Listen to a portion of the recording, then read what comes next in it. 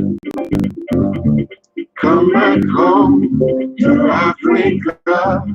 She's calling your name through wind. Come back home to Africa. The fatted calf and golden ring are waiting for you once again.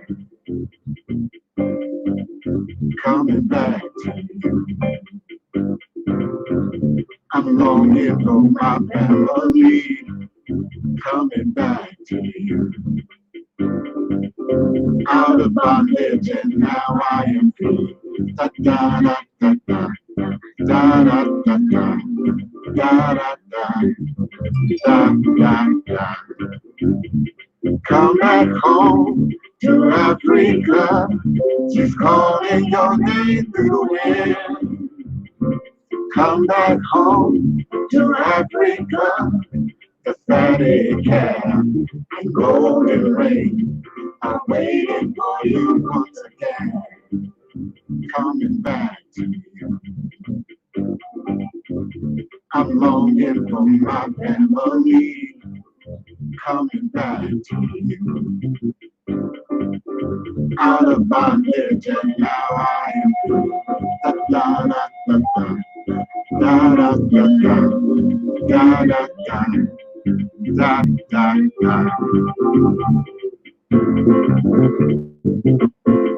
Greetings, greetings, welcome, Alafia. Come on in, come on in, come on in. Hello, come on in. Yahoo Waku, come on in. Habargam, come on in. Jambo, Barboni, come on in. Welcome, welcome, come on in. All is a blessing. Respect the Voodoo, all is a blessing. Greetings, greetings, Sean Gwen. Greetings, Tamara Bragg. Greetings, Marsha James. Greetings to you in the UK and London. Thank you so much for coming on through and representing for the UK. Thank you, Raina Love. All is a blessing. All is a blessing. Greetings, Think Bruner. Greetings and salutations.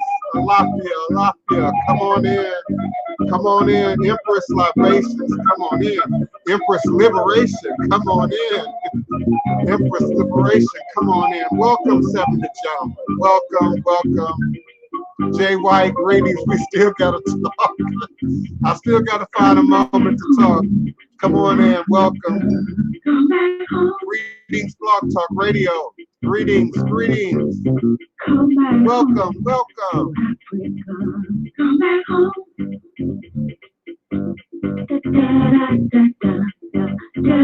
845-277-9143. 845-277-9143. Press that number 1 when you're ready to talk.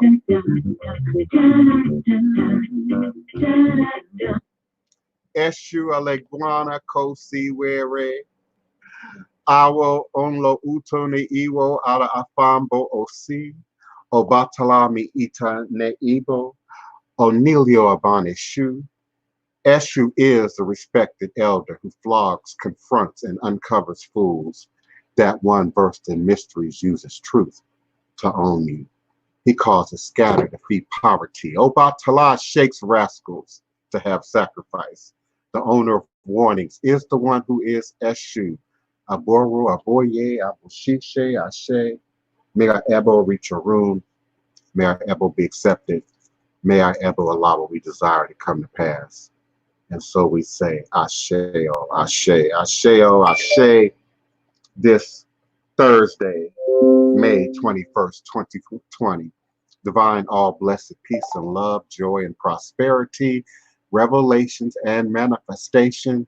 You are now sitting live with the Divine Prince, and always in archive at your leisure and convenience on multiple platforms: StreamYard, YouTube Live, Facebook, My EarthCam Page, etc., sharing with you in all things spiritual, mystical, metaphysical, cosmic, evolutionary, revolutionary, healing, and holistic from a Pan-African Hoodoo world spiritualist perspective. understanding that all is truly and indeed a blessing. If you can just see beyond the veils, for it is all just an illusion and a test and one of the greatest divine mysteries of this life cycle. This is indeed my constant prayer, my mantra, affirmation, reverberation, reiteration, and it is my ever-living reality. It is crucial to the very foundation of my inner standing, my being, my walk, my works along this divine, all blessed life path and journey. And it is how I, the Divine Prince, make sense out of all that we're challenged with here in our daily existence on Mother, Father, Earth. It is my personal place of power and understanding, that place from where I begin, that place from where I realize and crystallize all my endeavors, understanding that I and I alone create and co-create my divine destiny, and I alone create and co-create my divine, all blessed reality. And so it is. Asheo, Ashe, Ashe. Yes, I am humbled and honored and always appreciative of those who come here in this sacred space and join with me at high noon U.S. Central Standard Time for this virtually, verbally, cosmically, quantum, universally working space. House of the Divine Prince, Thai Potions, Hoodoo Central, but indeed we seek to create sacred space. We seek to create working space. For indeed, I'm not here just to hear the sound of my voice. I'm not here just to entertain you. I'm not here to look young and cute on camera for you, but I am here for the revolutionary revival of Hoodoo, New Orleans Voodoo secrets and recipes, right here, right now, in this most present divine moment in time space.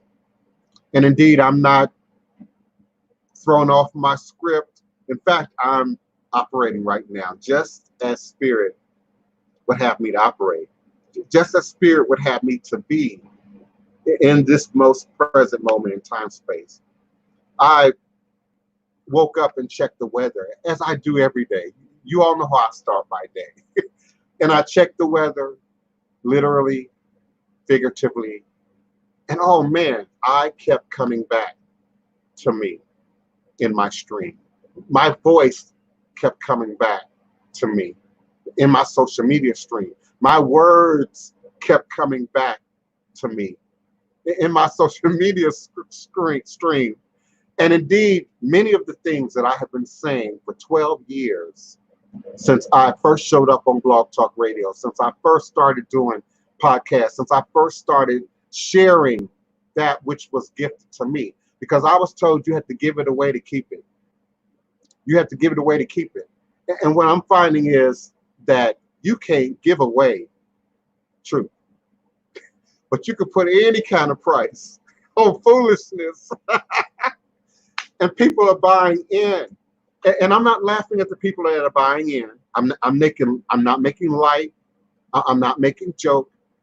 But wow, sometimes you got to laugh to keep from crying. Sometimes you got to do something. You got to do jumping jacks or run around the block, or sage down your house. Sometimes you got to do something rather than cry, rather than give in to despair, rather than to break down in the midst of things. And my words were coming back to me. And particularly as it relates to Loa and Orisha and the taking on of Loa and Orisha. And the words that were coming back to me is, we can't, and I say this every day, so to this audience, I'm not about to say anything you all haven't heard me say. To my first time listener, or maybe someone who's just now connecting the dots, because indeed you did hear my words coming through new voices. You are hearing my words being repeated by younger voices. But let's be clear. I've been saying from the beginning, you can't appropriate Orisha. You can't appropriate Loa. And you can indeed expect to overturn racism, white supremacy, the appropriation and the bastardization. Remember how you used to start my show? The appropriation and the bastardization of these traditional indigenous practices. Oh, I know it's just now trending. I'm glad. Oh, I know it's making some younger voices seem powerful, seem prominent. But check your archive, check your tapes. Queenie Farmer and I, Candelo, many of us, Oracle Treehouse, we've been talking about that since 2005. Some of you still don't click like. Some of you still don't click follow. Some of you still don't share. I'm your own little secret, I know. I know. I know. Greetings, greetings. I know I lost kind of track of what I was doing in my chat. I want to acknowledge each and every one who finds the time in their day, young and old, regular and new. Thank you so much, beloved, for being with us and for being a part of this powerful, powerful show.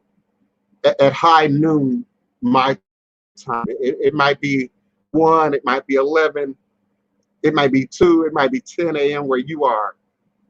But indeed, it's high noon here, and it will be somewhere in the universe as we continue to move forward. We must always give acknowledgement to the mighty shoulders, the mighty ancestors for which we have our very being, for which we not only have our literal being, our physical being, our humanity, but also our spirit being, and that inherent power, that innate power that exists and resides within each of us. And I'm reminded to say that it's a scaffolding, it's a tower. Greetings, Keona D. Carter, beloved. It's not something that we tear down and have to recreate and rebuild with each generation. No, it's a tower, it's a scaffolding upon which we need the foundation already built. We need the work already put in. We need the ashe and the energy already invested before we wake up, before we come into the picture. We need them with us and for us and before us as we move forward in our own destiny, but that of our collective destinies within our communities and within humanity. So we cannot forget the ancestors. We cannot move forward without the ancestors. We cannot pretend like the ancestors aren't relevant, aren't prevalent, aren't standing up in each and everything that we do. But we also acknowledge the powers of the day. We also acknowledge the weather, while acknowledging those that came before us, while acknowledging these great powers that sometimes get appropriated and misused and abused. We must show all due respect. We must show. And we cannot continue to judge a society, judge a culture, judge a people for acts of inhumanity, for acts of racism, for acts of prejudice, for acts of bastardization and commercialization, of indigenous powers and traditions, while we ourselves don't cut free of that which no longer serves us, while we ourselves won't cut free of that which holds us in place, while we ourselves won't cut free of that which holds us back and prevents us from evolving and growing and developing into the gods and the goddesses that indeed we are, that indeed we have our very, very being. Don't get trapped in the flesh. Don't get trapped on the earth level. Look at it like levels. Some of you got your feet on the ground, so firmly planted in the ground, you can't fly. You have no aquatic mobility. You can't move through fire. And indeed, the shortest point between any two destinations, the shortest route between any 2 points in time space is in a direct line. It's in a direct line. Any attempts to go around, to go over, to go under, to avoid going through, only forces you to have to come back and repeat it again. Only forces you to have to come back and relearn it all over again. And the unfortunate reality is you don't come back with a clear understanding always of what went on before, or what even your purpose is. That there are those under the sound of my voice, 50, 60, 70, 80, 90, still working through your karma, still working through your purpose, still trying to clarify your destiny. And it's okay. Just remain woke. It's okay. Just keep doing the work. Listen, before I get too far ahead of myself, my phone lines are available at area code 845-277-9143, 845-277-9143 when you're ready with your question, comment, or request. I'm going to say your area code at least 3 times before I open your mic to give you an opportunity to get yourself together, to get your face together before you come on. I'm also accepting callers, requests, comments by way of the StreamYard link. Let me make sure my StreamYard link is still up. Yeah, it's still up on the screen. It's scrolling at the bottom of the screen, and you can also join us here live on air. Area code 832. Area code 832. Thank you so much for being present with us today. I'm opening your mic. Area code 832. Who's calling and where are you calling? I'm here. Yes, who's calling? Where are you calling from? This is Tamara, and I'm calling from Baton Rouge. Hey, Tamara. Greetings, beloved. How are y'all? All is a blessing. Greetings. Yes, it is. First, I wanted to start by saying I'm just so grateful for you, just you being who you are and being who you are to us. And you're just so unfiltered and you're so pure. And you're just like a vessel of just unlimited knowledge and intuition. And I'm just so grateful for you. I want to say that first. All praises to the ancestors and those who laid the foundation. Give thanks. Yes, yes. My question is, as a people of color, we have our certain traditions in how we lay our people to rest when people pass. And in light of COVID-19, you understand, we have the stipulations and regulations on how we congregate. How would you, especially about people in Southeast Louisiana with our second line and how we aid our dead or the deceased into their transitioning into ancestral realm, how would you recognize, or how would you advise a person who can't be present? How do we be present with that person as they're transitioning? And how we be available to that process if we can't be there for the funeral or for the repast or, those type of things that people of color typically do. Mm-hmm. Yeah, I'm totally with you. Listen, I live in Treme, historic Treme. I live right around the corner from Charbonnet Funeral Home. I live right across the street from Congo Square. I'm used to hearing noise. And I shouldn't say noise, because it's noise to the transplant. I'm used to hearing sound, music, culture, activity, the brass band, which reminds you, if you don't already know, someone's passing on. So something's happening in your neighborhood. And so, yeah, it's really quiet. We're hearing the sound of birds, the few cars that move through the community. Even now, as we slowly open up, it's not a lot that's still moving.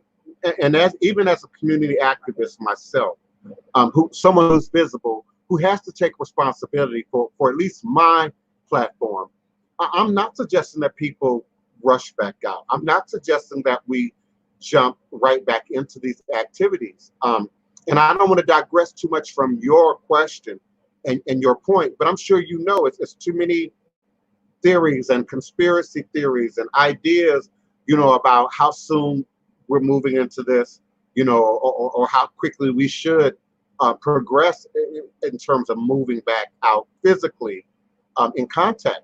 So we have to be creative, beloved. We have to be brand new. And being creative and brand new and using technology does not have to be cheesy if we're being heartfelt, if we're being truly organic, if we're indeed being truly honest about our want to and our need to maintain connection, maintain culture, maintain tradition. I think it's really sad that, grandma, grandpa, parent, cousin, because I had a first cousin die, can't see their family necessarily, can't have a gathering necessarily. I know there are people most recently who had unusual viewings around the corner at the Charbonnet. They had a drive-through viewing, and people sort of, had to stay in their car and view the body and the casket through a plate glass window. So yeah, it's listen, it's a new day. Tamara, you're here almost every day, so it's a new day. You get it, but we have to now be much more clear about where our loyalties lie.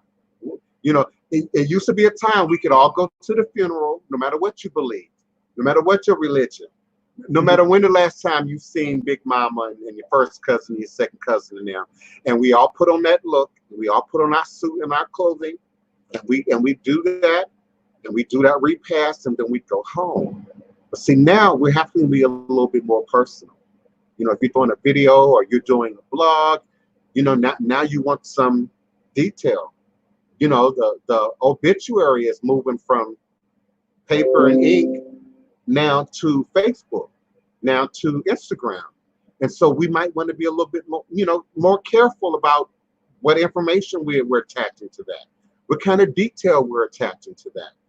I often promote lineage and bloodline and ancestry. Oh my goodness, we should be doing that. Now the obituary, now the missing link is technology. And so the cousin that you may know very little of, or you don't hear very often from, or you ain't seen ever, might be introduced to you and your family or that relative through what you post, through what you say. And so we have to take a greater deal, more responsibility. This stuff is forever that's going online. But also, let's fill in the blanks. Let's pay attention to the detail. I'm amazed still by the people who are in YouTube, for instance, and don't have no image, don't have no real username to speak of. They ain't got no, you click on information, ain't no information there. And I know there are those among us who have a reason to hide, who have a reason to remain silent, who have a reason to conceal, their identity. But you're talking about acknowledging our family. You talk about acknowledging the dead, the recent dead, and of course the ancestors that preceded them in a way that might be remote, that might be at a distance, but might be just a little bit more creative and a little bit more technologically advanced maybe than what we might have had to work with. Had this happened in the 80s, for instance, or even the 1990s, for instance. Learning how to pour a libation, learning how, learning how to at least acknowledge ancestral language, cultural language and nuance, if you will. Taking note of our family, taking note of who the lineage are, who the parents were, who the grandparents were. We're losing that with every generation that sees the broken family, with every generation that sees the single-headed household, with every generation that has the children that are brought up in foster care or raised by the street.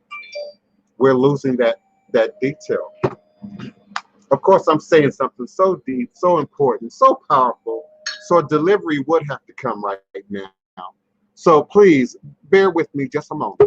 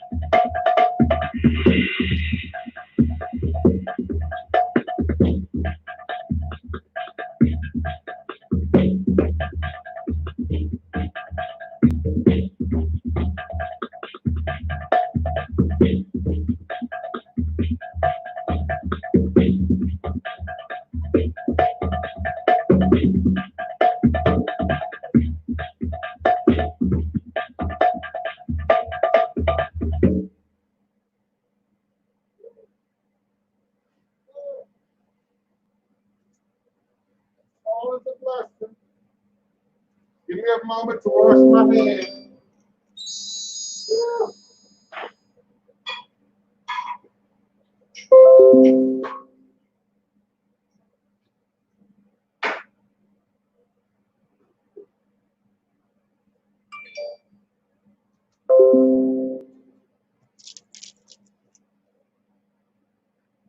Forgive me for the delay. I thought it was my 75 pounds of honey, but it turned out to be some of my coffee. Some of my coffee, but I'm grateful. Anything that can be delivered, I'm grateful because I'm not going anywhere. And that sort of helps me to go right back into what we're talking about. If I wasn't clear, beloved, don't go. Don't feel guilty. Don't feel bad. I know sometimes your family members are not going to get it. Some of y'all's jobs ain't getting it. Some of your coworkers ain't getting it. I get it. But if you get it, stay home. Videotape your response if need be. Remember, you can still send flowers, fruit, something useful to the family, to maintain your sort of presence there, if you will. But I wouldn't feel personally guilty, if you decide that you want to do something remotely, if you want to do something at a distance. They are supporting people coming together, but in much smaller numbers, without touching or without making, contact, 6 feet, 10 feet distance. But what kind of repast is that really? What kind of funeral is that really? And how many people, at least in our community, Tamara, how many people are going to do that without the hug, without the pat on the back, baby, without wanting to grab Big Mama hand or something, and then you're going to whip out your Purell or put on your, I just don't see how people are managing. And so I know the difficulty of that question and the importance of how do we acknowledge the dead? How do we acknowledge, not just locally, at this sort of New Orleans unique way of doing things, but we haven't seen a whole lot about that nationally. A lot of people have died since March 1st, since the first week of March, without a lot of fanfare, without a lot of recognition. And if I may, Tamara, while still responding to your question, I'm predicting ghost, apparition, heaven forbid, poltergeist, in some cases where these spirits are not at rest. This came too suddenly. This came out of the blue. In some cases, people were sick for weeks, 14 days, 15 days, 16 days, 18 days, 21 days, and then they passed away. So just imagine the amount of stress, not just on the living, but on the person passing over who had no opportunity to apologize, who had no opportunity to say, I love you, who had no opportunity to say thank you, for caring for me, for getting me to the hospital or whatever that individual story or predicament might have called for. So we must acknowledge these spirits. We must. Right now in my house, there's a great move in terms of ancestral work and divination. Many are addressing it, like experts. I'm really impressed with some of my clients and some of my godchildren and some of my initiates, and their shrine work and their ancestral work and what they're doing right now with and for the Eguns. Some of them are doing it with just a minimalist of supplies. Others have access to resources, and you can really see that. And I'm grateful, as I'm sure are the ancestors and the Eguns, the dead, the newly dead, who are now sort of making this transition and are making it in a way that we have done traditionally for centuries. Now they're doing it without that. I think that we've seen, at least you and I, Tamara, in Louisiana. I see you, Neophyte Bokur.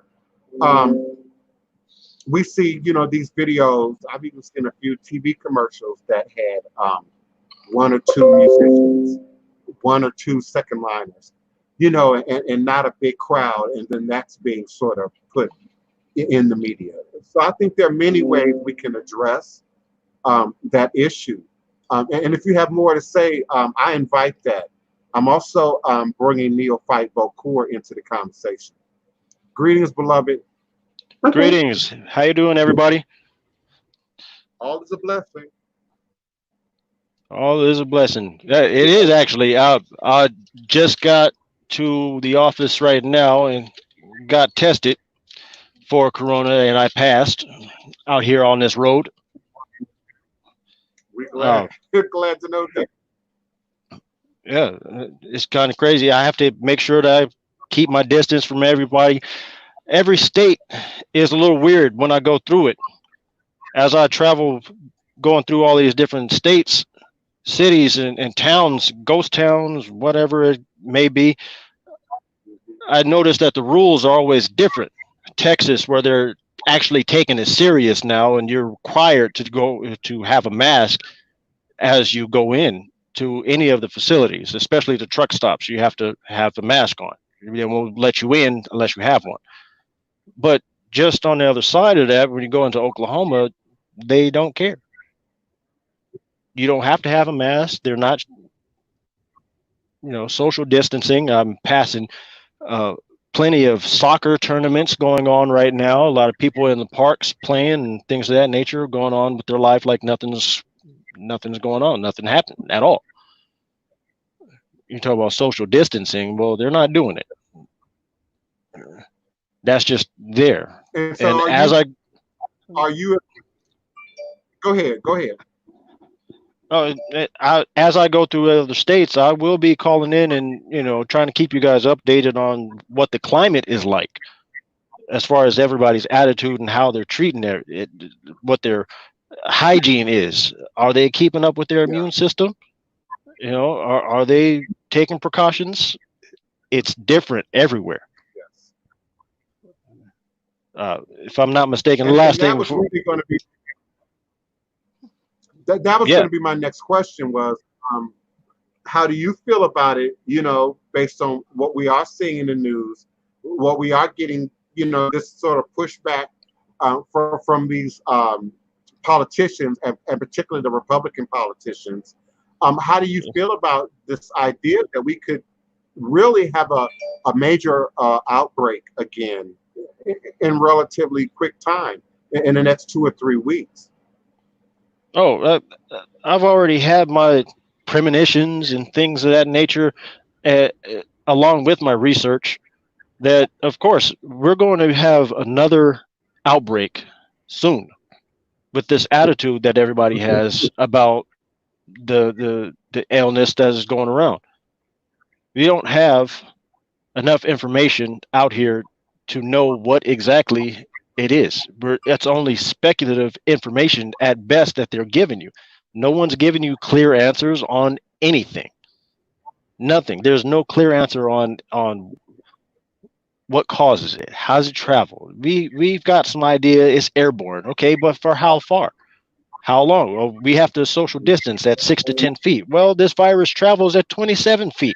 What exactly are you protecting yourself from? You know, you put yourself on a ventilator. Well, if you have pneumonia, then you're going to have similar ailments. You're going to have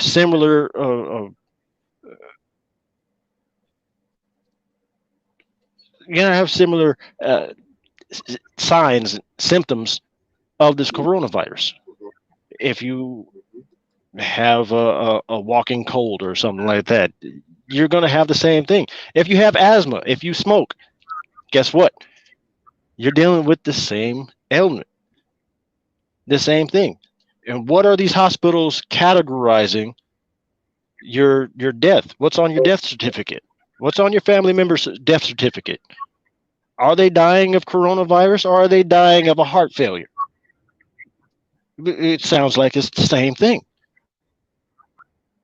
Until we get clear-cut answers, we're going to have to be up on our game and continue to practice safe methods of living. It's not going to be the same anymore. It's not. It can't. Oh. Yeah, I agree. And my whole attitude about flattening the curve and sort of how we did for a certain limit amount of time, and their argument has always been about the economy versus the health implications. One of the arguments was that we had to flatten it so that our healthcare system wasn't overwhelmed or overrun and could handle the emergence of this virus at a sort of a paced way. So when I say I'm looking at it in a new way, I'm beginning to see that there's a certain amount of death here that is clearly planned for, but they want to be sure that they control who the deaths are and what community the deaths are occurring. And it seems to be our community, that are still showing up with the highest numbers, that are still showing up as being the most vulnerable in this. Right. I mean, they never explained how it jumped from, if you remember, at first, only elderly white people were really actually being affected by this. No, none of the black communities were actually seeming to be harmed by it. Why was that? Because we don't go to the hospital when we get sick. Why? Because we don't have the health insurance. We can't afford the health insurance. On average, black families they can't afford the coverage, the plans, the bureaucracy. We can't afford any of that. And then when the numbers come back, it shows that we are being affected by coronavirus in a big way. Well, guess what? It's because we can't afford it. It's a perfect storm, is what it is. Which is why some people feel it's had human design on it. Which is why for people to jump, from what's really happening, sort of into this realm of conspiracy about what's really happening. And I say all the time, real life is scarier than fiction. Real life is always more interesting than fiction. And there's no need really to go far, to find the story. The story is right in front of us. But it's being painfully in front of us. Because we're the principal actors in this, the principal victims, if we look at the numbers. And so now the powers that be, they're really ready to move on to something else. They're really ready to look at this totally from an economic perspective. How much are we going to make? How much are we going to dead? Right. The economy is not working right now. Okay, sidebar. Black people are affected by this. Okay, let's move on now. It's time to, toughen up, pull everybody else up by our bootstraps. Everybody's got their RVs and whatnot and going out and camping. I've been out here since the beginning of this epidemic. From the beginning, when it first jumped off, I have not left the road. And I can tell you from firsthand, as soon as this stuff started jumping off, that's when I started seeing the RVs come out. That's when I started seeing all the campers going out into the wilderness, the forest, the deserts, you name it. If it's backcountry, there are people that can afford this stuff out here living their best life, like nothing's going on. Meanwhile, in the inner cities, that's where we are. We can't afford motorhomes and things of that nature, doom buggies and fun stuff of that nature. No, we have to keep the McDonald's open. We have to keep the McDonald's open and wear our pins that say frontline workers, but not get a mask. You know, it's hard stuff like that. For example, my wife works at Amazon. Not to disclose too much information, but I get emails telling me exactly how many people are or how many new cases are introduced to the warehouse. I also, I'm because I'm a truck driver, I have to go into these warehouses, so I have to be tested before I go in and out of these facilities. I also have to keep track of the news and make sure that where I'm picking up from is not affected by the virus. Half the time, it is. Mhm. Yeah, I It's agree. it hard. It's hard work out here, but it only seems like the hard work is Mhm, on mhm. the former slaves. Hispanics, That's yes, right. I understand that, but at the very bottom, which we keep getting put down at the bottom, we really aren't because we're not. We're born here. We're not immigrants. This is our home, so we don't qualify for that. We are not migrants. Again, most of us are descendants of slaves. We grew up here. This is we helped build this. The White House, we built that. Anything else in between, we built that. Roads, we built that. Trains, you name it. But why is it that we don't get benefits from this pandemic? Every other culture has gotten something. Hispanics have gotten broken off money for their situation. Chinese have been give allocated money for their businesses that they have in our communities. They have broken off money to the Native American tribes. That's all wonderful, but where's where's our help? It doesn't seem like it's coming. No, no, but the economy has to, keep going. We gotta,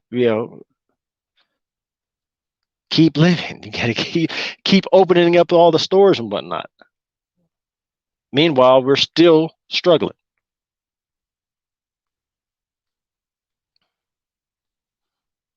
Yeah, I think we're back. I hope I still have a good signal. I mean, my phone's acting kind of weird.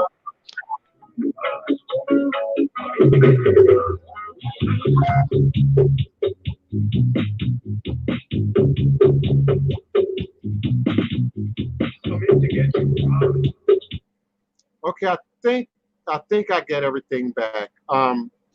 Neophyte Bokur, I can still see you. I can hear you.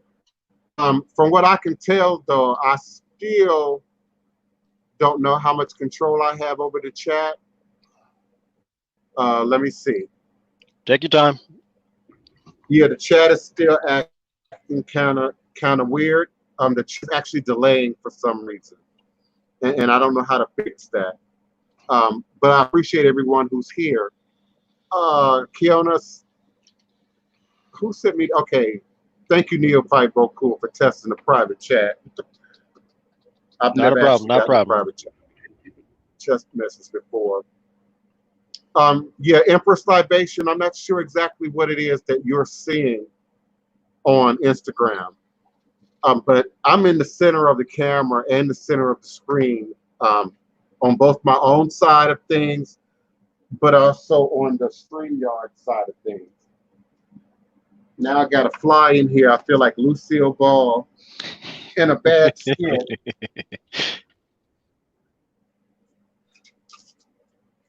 I love nature and being organic and being green, but I don't like flies or mosquitoes in my house.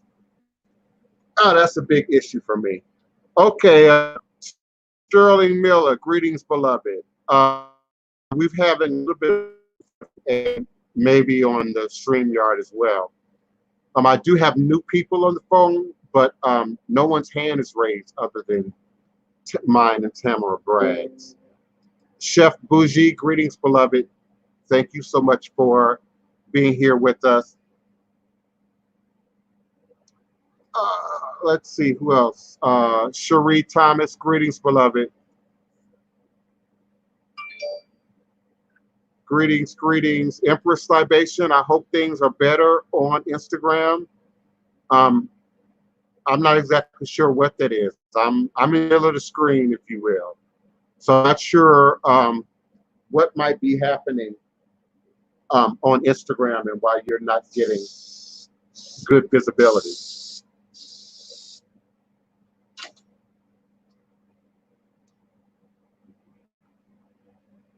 Kiona, you really think it's the double screen that's creating it?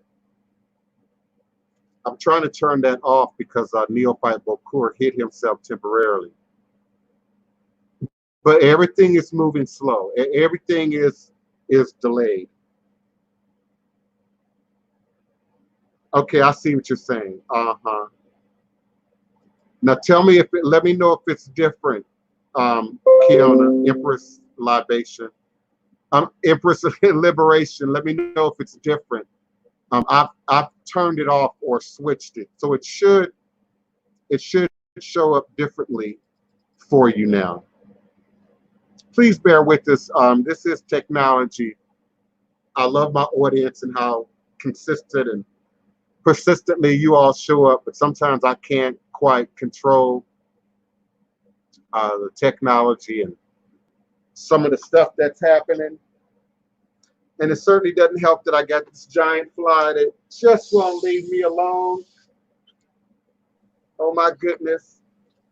I'm going to try to keep myself muted so that you have less things to worry about.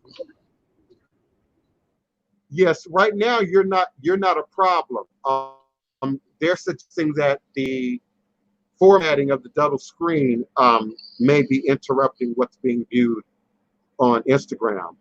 And I don't really have a whole lot of control over that.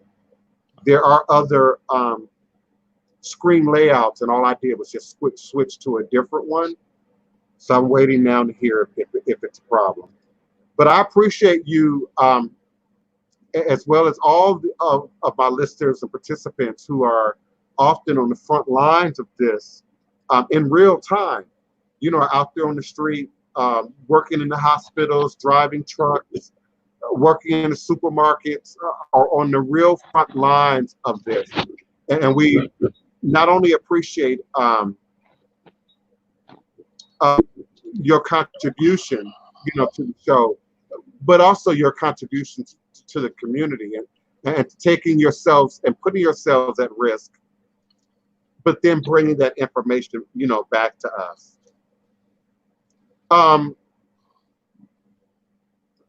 Kiona, the chat is moving a little slow, so I'm completely disconnected right now from what you all are saying in chat and what we're discussing and what I should be responding to. And it's not your fault. It has everything to do with the speed or the slowness in which the chat is moving right now.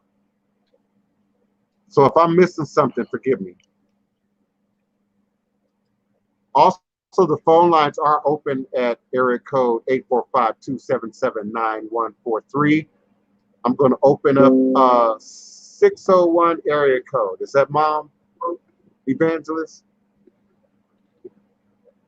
Greetings, area code 601. Okay, Kiona, your mic is open also. Area code. Greetings, how are you? All is a blessing in yourself. I am amazed. Yes, I'm amazed at life. It's what a time to be alive. To be here and also to experience what we're experiencing. Just want to thank the ancestors. Yeah, hold on, Kiana. Mom, I you, hear somebody else talking. yeah, because it took you so long to respond.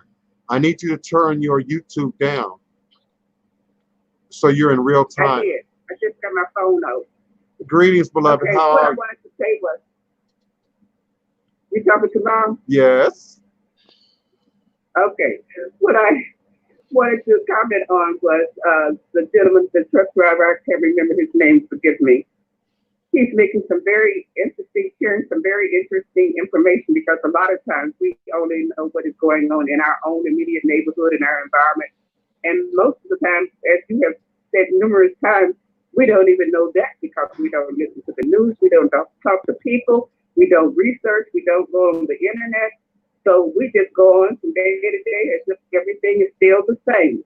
But you made a very valid point the other day. He was talking about the Native Americans and how they're being affected. But you made a valid point when you said we don't have a land, because every 10 years they still have to vote on whether we have the right to vote or not. So we're not, as you said, we're not immigrants. We're really not native. What are we? And that's all I wanted to say. Thank you kindly. We appreciate you and your contribution, of course. Thank you so much for taking the time to call in. And I do have other people on the phone, so just be patient. I'm gonna come to everybody. Thank you, Kiona. Your mic, of course, is open. Thank you for calling in. And I think I have area code 310. I think that's Hoodoo occultism. Hold on, Eric. Area code 318-318. Your mic is open. Hey, how you doing? All is a blessing. It's Hoodoo occultism, right? Yeah. You know, I have to rewrite y'all's name down every time y'all call in. If I don't write it down, I don't have any idea who's on the phone. The system don't save your numbers like caller ID. So I appreciate you for calling in. What's going on with you today? And then I'm just thinking about what what's his name? Boko Tourist. Yeah. Neophyte. Neophyte. Yeah. I'm kind of going with the conservative route on the whole virus thing. Yes, I do think it's I think it was created. It has been a rest for the creation of it, but at the same time, I don't think. I think y'all ever heard of the terrain theory versus the germ theory? The terrain theory is basically like if your body is in an environment of, disease, it will attract the like energy. So with Black people right now, we're eating McDonald's every day. We're eating fried chicken every day. We're eating corn dogs every day. We're eating candy every day. So when the thing switched to Black people, now I know it's racism having to do with it. But I'm gonna be honest with you. My mom gave it to my aunt. My aunt gave it to my uncle. My uncle gave it to his girlfriend. Now, they all sick. My mom got out of the hospital, but they all got sick. Now, one thing they have in common is they eat horrible, and they don't care what they eat. My mom drank like 3 or 4 Cokes a day. So when you come down with some type of virus, then is it really just the virus, or is you in the virus? Did you attract this virus based off what you eat? So I mean, hold on. Hold on. Let me respond to that, because I think we can look at that too in terms of health in general. I think there are some generalities being made. I don't think all Black people eat fried chicken every day. I don't think all Black people eat, drink a Coke every day. I don't think all Black people eat in sort of that stereotypical way. And I don't think that has been clearly addressed in terms of who's getting sick, who's responding to the virus, and the manner in which they are responding to the virus. We have heard about existing conditions, and you did name some of those, asthma, high blood pressure, diabetes. I have diabetes, but I might eat fried chicken once every 6 months. I might eat fried chicken once every 9 months. I don't use sugar really at all. I use stevia, and I don't really buy very many products that are laced with sugar outside of, let's say, maybe tomato sauce. They have added sugar in that. But I think it's a leap to say that it's generalizing it, in that it's because all Black people don't eat well.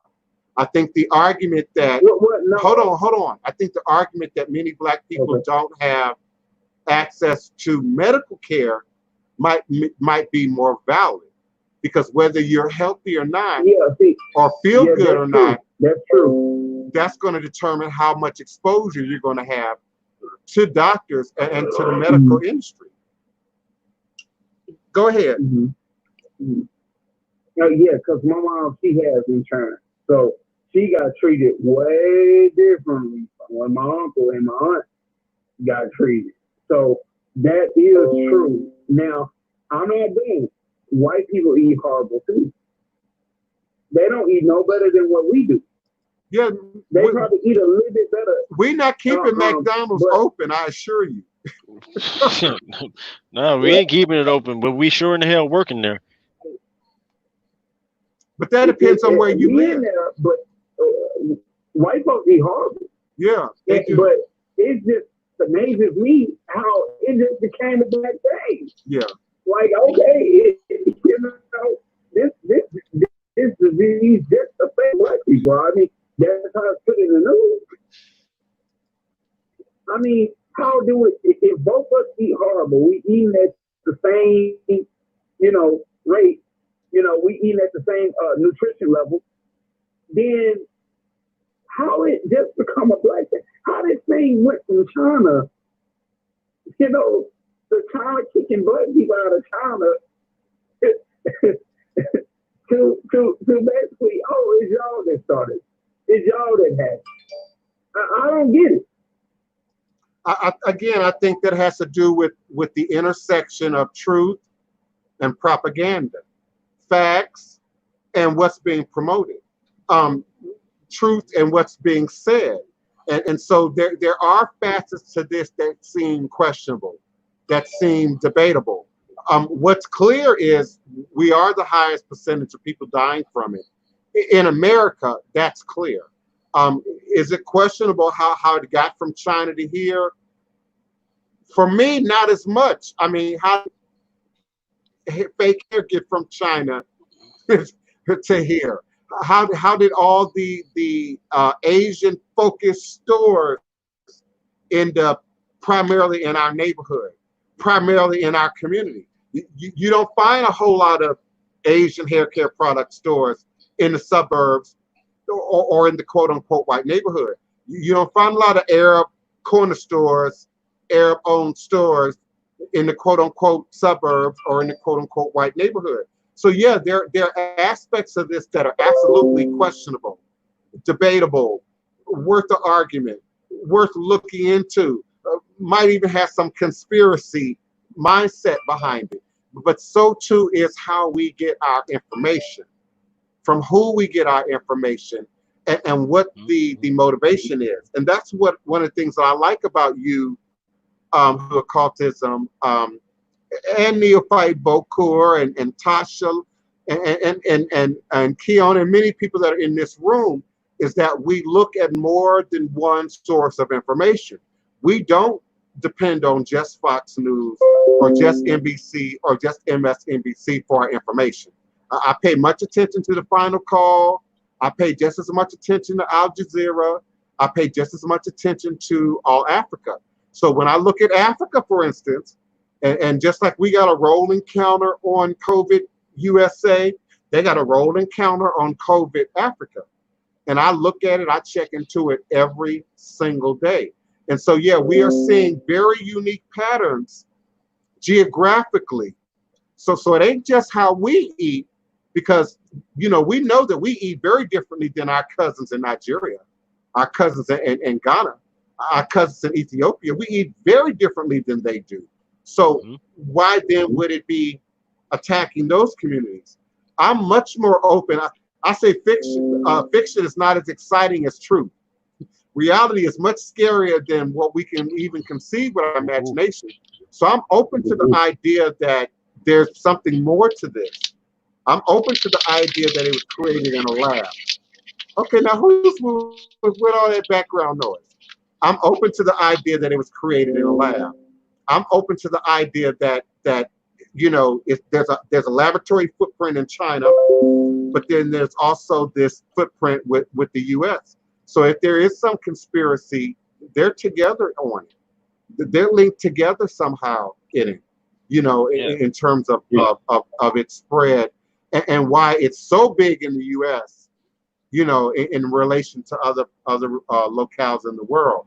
I've also, and I'm sure you too, Neophyte Bokur, have been paying attention to retail, warehouses, what's being stocked, and I'm still amazed by what cannot be acquired right now. Specifically, Lysol brand products, Clorox brand products. You can't find that nowhere.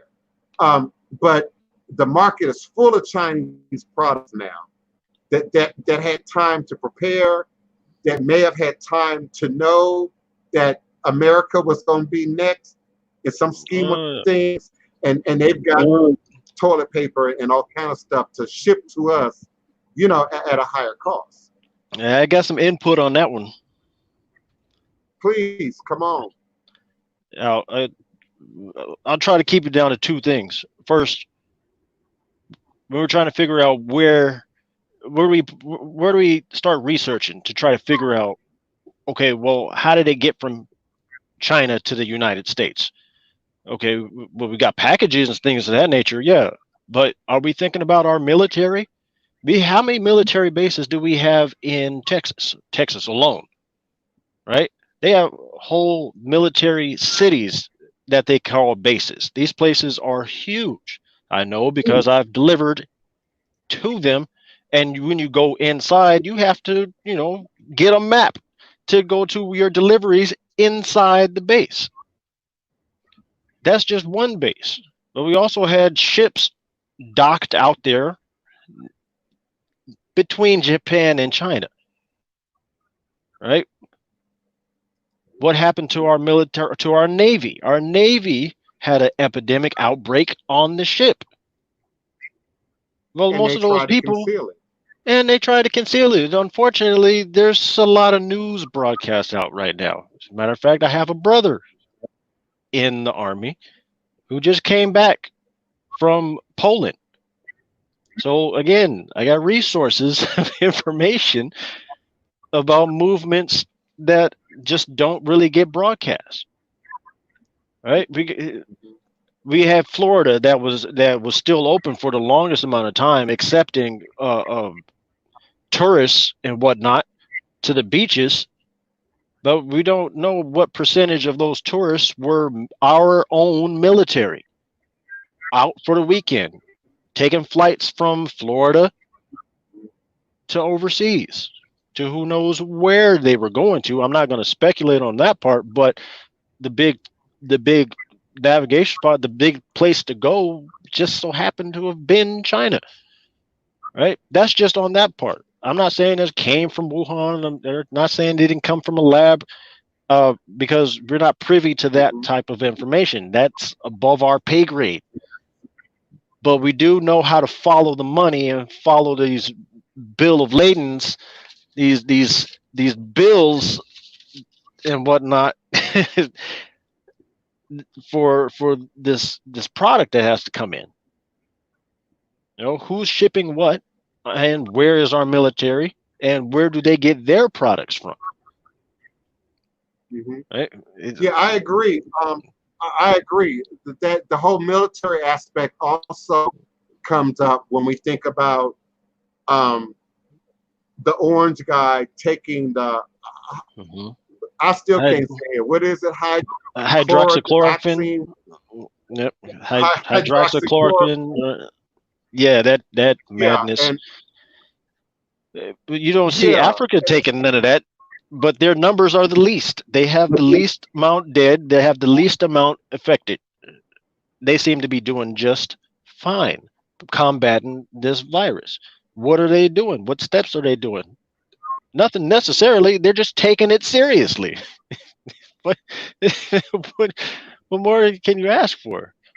California's numbers are supposedly peaking or whatever, or hitting a plateau, but the dates are wrong. So that plateau is again wrong. The data is awful. It's off. So when you think that, you got to think about, okay, well, what is New York's numbers? Well, their dates are wrong too. All of their dates are wrong. So if you change the dates on the numbers of people dying, then yes, it's just going to look like a plateau. It's going to look like it's curving when you start putting it onto a chart. Get the dates right, and you'll see that, okay, it's still on the increase. It's still increasing, but yet we have to keep open. Here's the second thing that I have to bring up that I wanted to talk about was not just the military, but where I think I already probably said it, but where's our product going to? Where is it coming in from? Which border is it crossing? well, Which trying to suggest today. This is a thing in the media is that science is now trying to say that the idea that we could transfer it in our packaging, in our mail, from the delivery guy, they're now trying to say that is greatly reduced. But what has not been greatly reduced, which you've already mentioned, is this airborne livability of the virus. That continues to increase. How long the virus can stay alive in the air, how far a reach a sneeze can go, the cough can go. Now that has not been decreasing in terms of the numbers. At the same time that we're saying open up.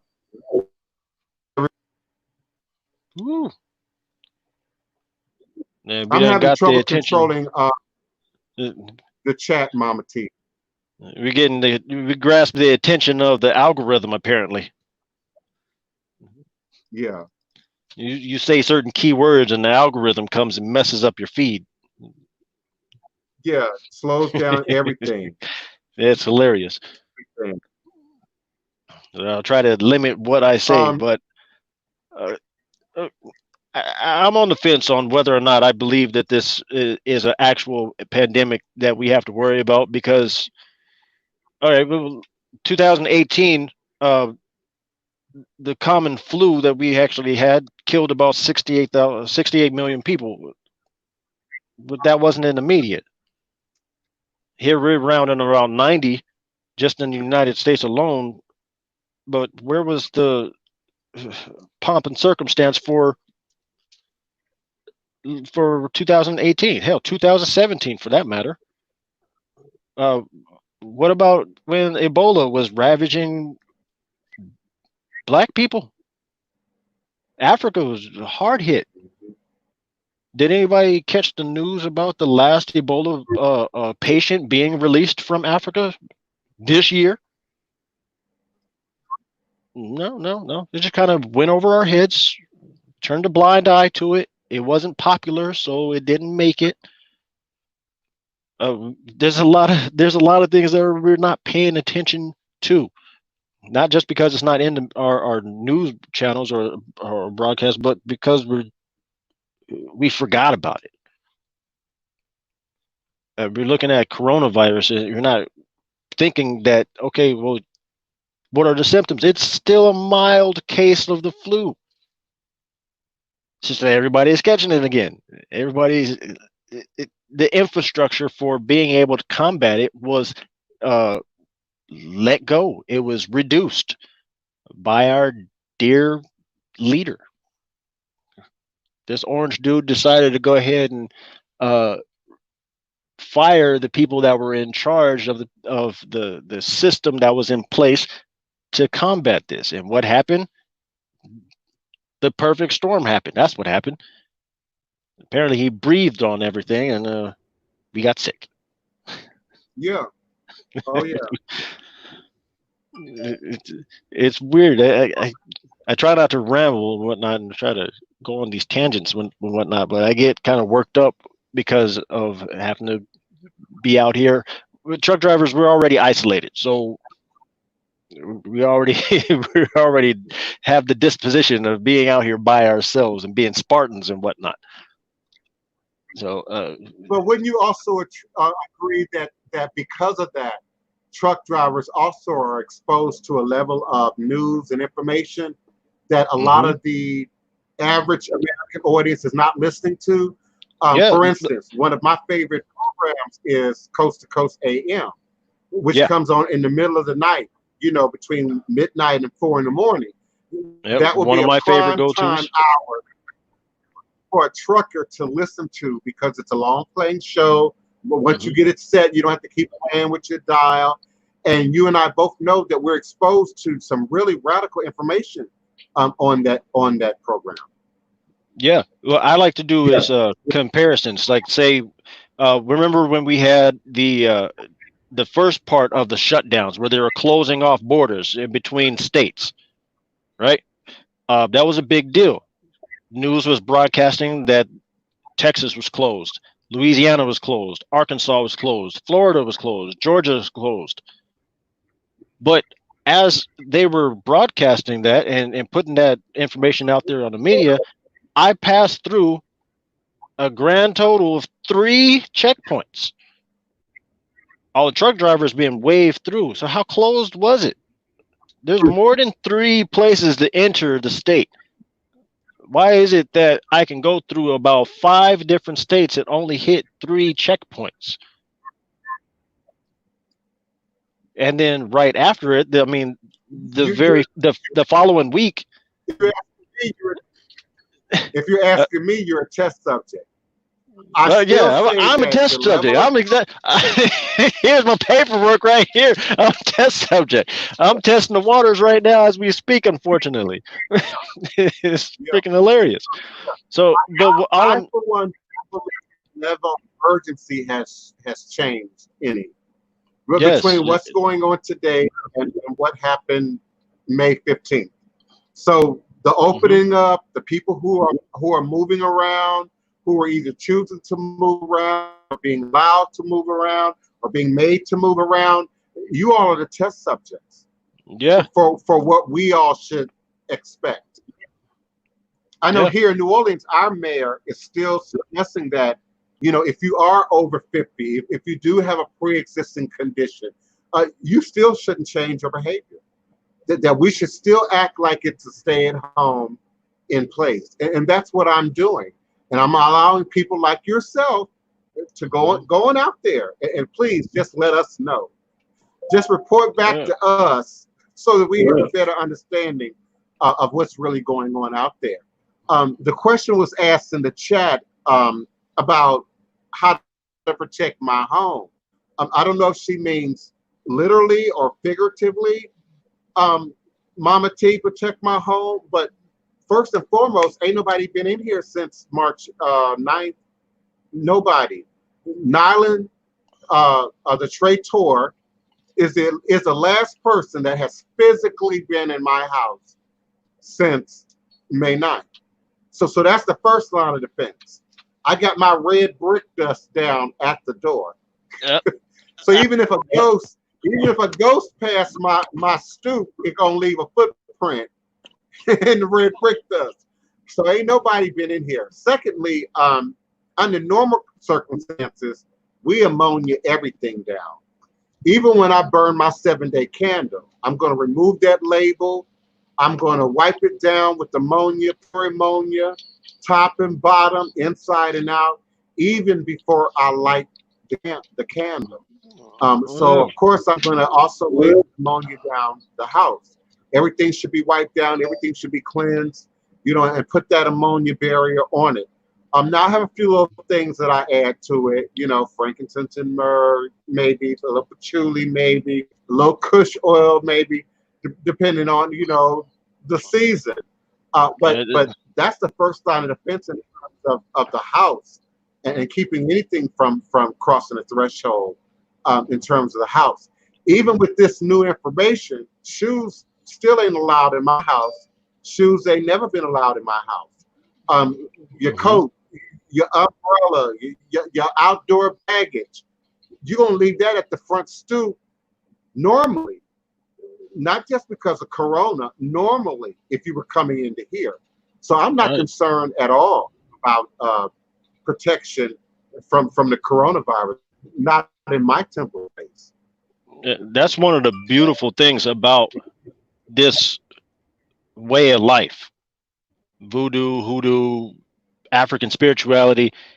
It's very clean and helpful to combat all of this stuff that we call spirituality, this spirits and whatnot. The spirits is just another way of saying diseases and viruses and things of that nature. As far as I'm concerned, if you have to put your red brick dust down, what's the ritual for that? You have to clean your home. It's like you're giving yourself an excuse to break up something that you have to sweep up and be meticulous about how you have to clean it up. Have you ever put red dust powder on your floor? You got to do a lot of cleaning to get that out. So by default, this culture is already something that is suited to combat any virus that comes along.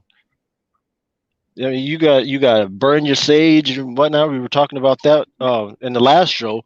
Burn your sage. If it's an airborne virus, how is it gonna, really like being around that smoke from the sage? It's not. It's not gonna like it. But you can breathe it and be fine. One advantage to your health. I'm just saying. Hold on. Because I want to respond to this while you're still on air. Cherie Thomas responded to something that you said in the chat. I don't remember exactly what you said, but I do remember the conversation. And she said, but it's not a mild case of the flu. This ain't like catching the flu. This ain't like getting a cold in a normal year. And she goes on to say that you will have permanent organ damage. And this is true. There are segments in our society, Republicans, conservatives, patriots, whomever, who view this just like any other corona, like any other coronavirus, that want you to think that this is just like catching a flu any other year. So what's the big deal? Why are we making a big deal about it? And Cherie Thomas wants to make sure that the point is well understood that you will have organ damage from this. Even if you're 20, 19, 30, and let's say you get it, you get the sniffles, you're done. Let's say you get it and you are asymptomatic and you're done. You will have permanent organ damage that will show up at some point in your journey. It might be way down the line, like symptoms, like gonorrhea. There are venereal diseases that occur immediately and then disappear, and you have no symptoms of them for years, for them to then come back later on and destroy an organ. Go ahead, Neophyte. That's very perceptive. That's very correct. You will have permanent damage that will probably come back sometime later in your life. But at the same time, we had swine flu not too long ago. You have permanent damage that was one of the attributes of that as well. But yet people kind of brushed it off. Now you shouldn't have, because now we're dealing with another strain of what was SARS, COVID-19.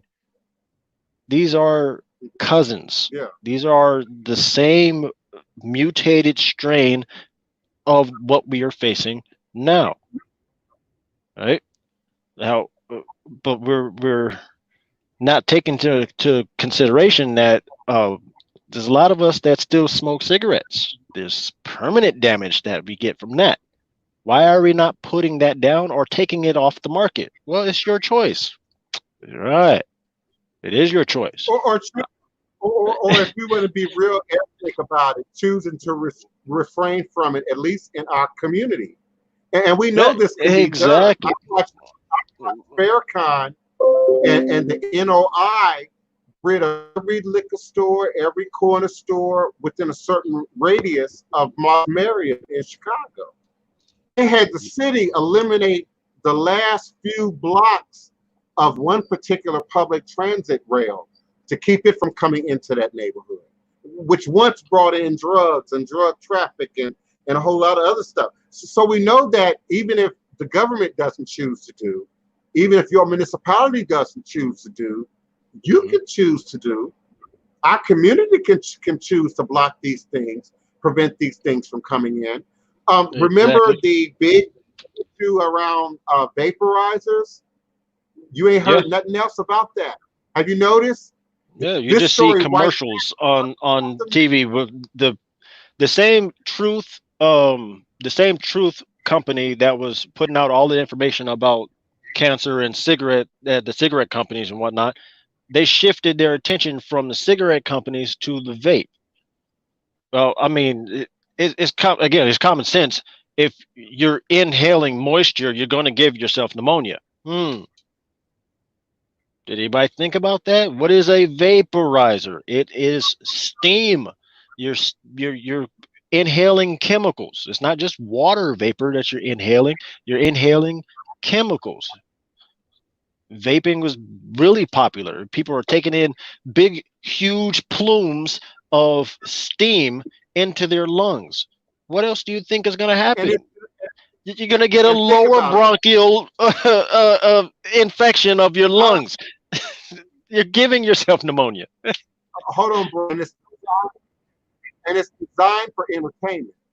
If you about it, because some people like that feel of a cloud of smoke and the look of that big cloud.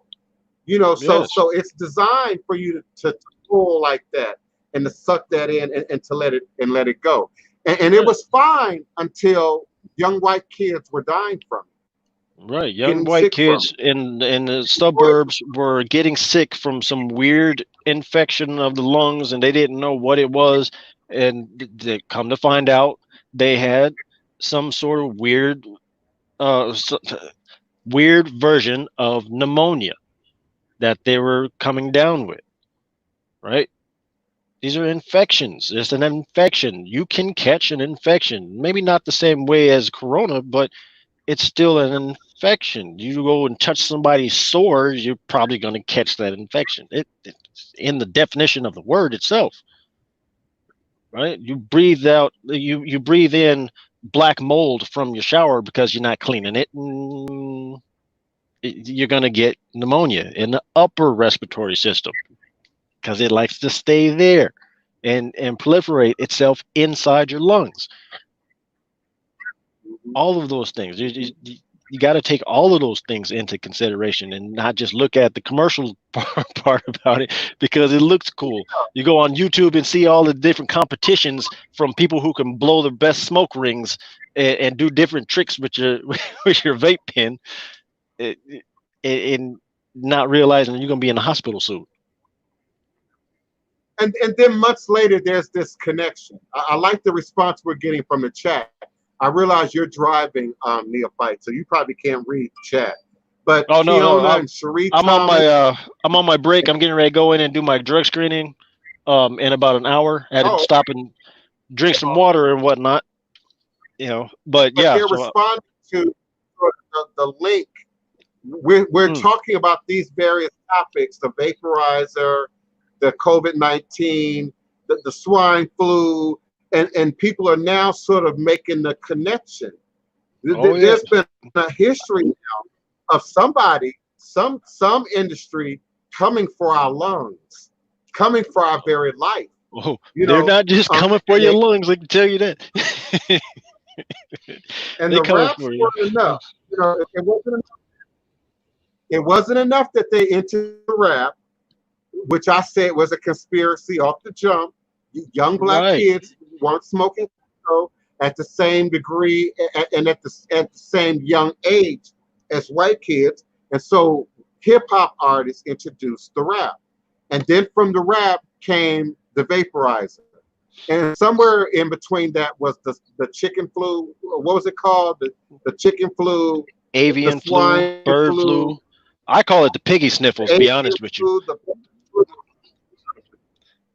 and we keep seeing sort of a evolution of this biological warfare, Right. targeting specific communities, and unpopular communities, within the Right. Western culture. So it's very easy. Thank you, Kiana. She said Blog Talk Radio is real choppy. And that's why I'm not getting a lot of response on my Blog Talk Radio line. Area code 857, your phone line is open. Who's calling? And where are you calling from? 857, are you with me? Oh, that's me. That's Sherry. How are you? All is a blessing. Now, you sound great. People were reporting that the Blog Talk Radio phone line was choppy, but you sound great. It is. It's very choppy. As I'm listening to it, you are like going in and out, both of you. It's weird. It's really weird. It's really like flagging. There's a real delay. So I don't know. Someone doesn't like this conversation. But you hear me fine on the phone. No, not really. You're like choppy. Because you sound clear to us. We don't hear any going in or out at all. So that's real interesting. Right. You go in and out. Both of you go in and out on the phone. On the phone. Okay, I'm watching you on YouTube. On YouTube, you're fine. On the phone, you're not.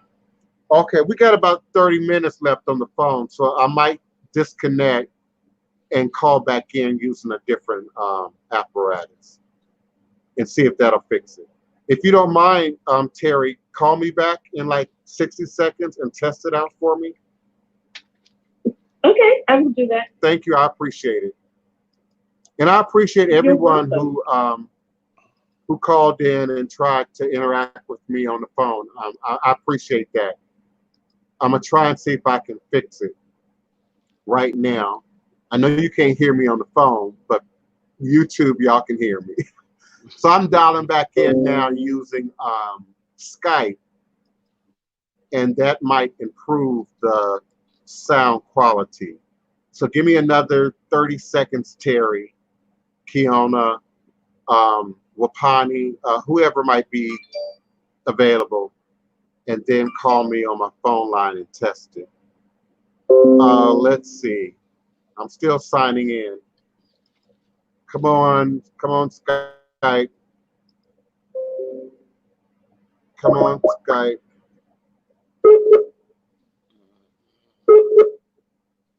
I will be forward momentarily.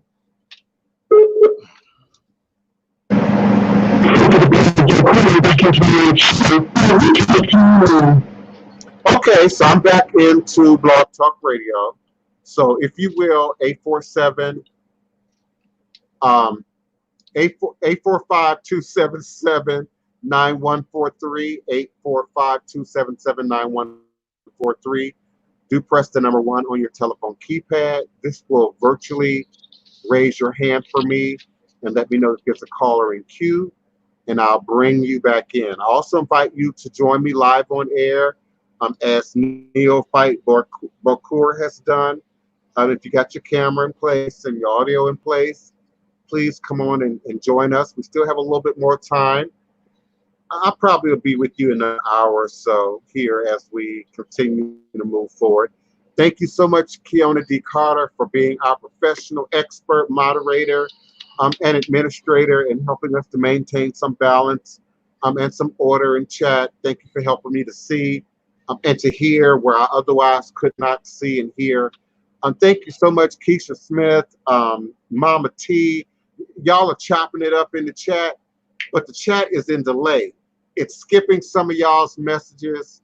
It's only showing some of y'all's messages, but I'm seeing everything. I just don't want y'all to think that I'm censoring in any way what's going on in the chat.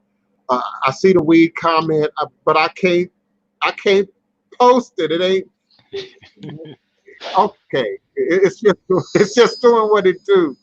Okay, 847. I'm opening your mic. 847. Who's calling? Is that Terry? I'm sorry, 857 area code. 857. Who's calling you? Where are you calling from?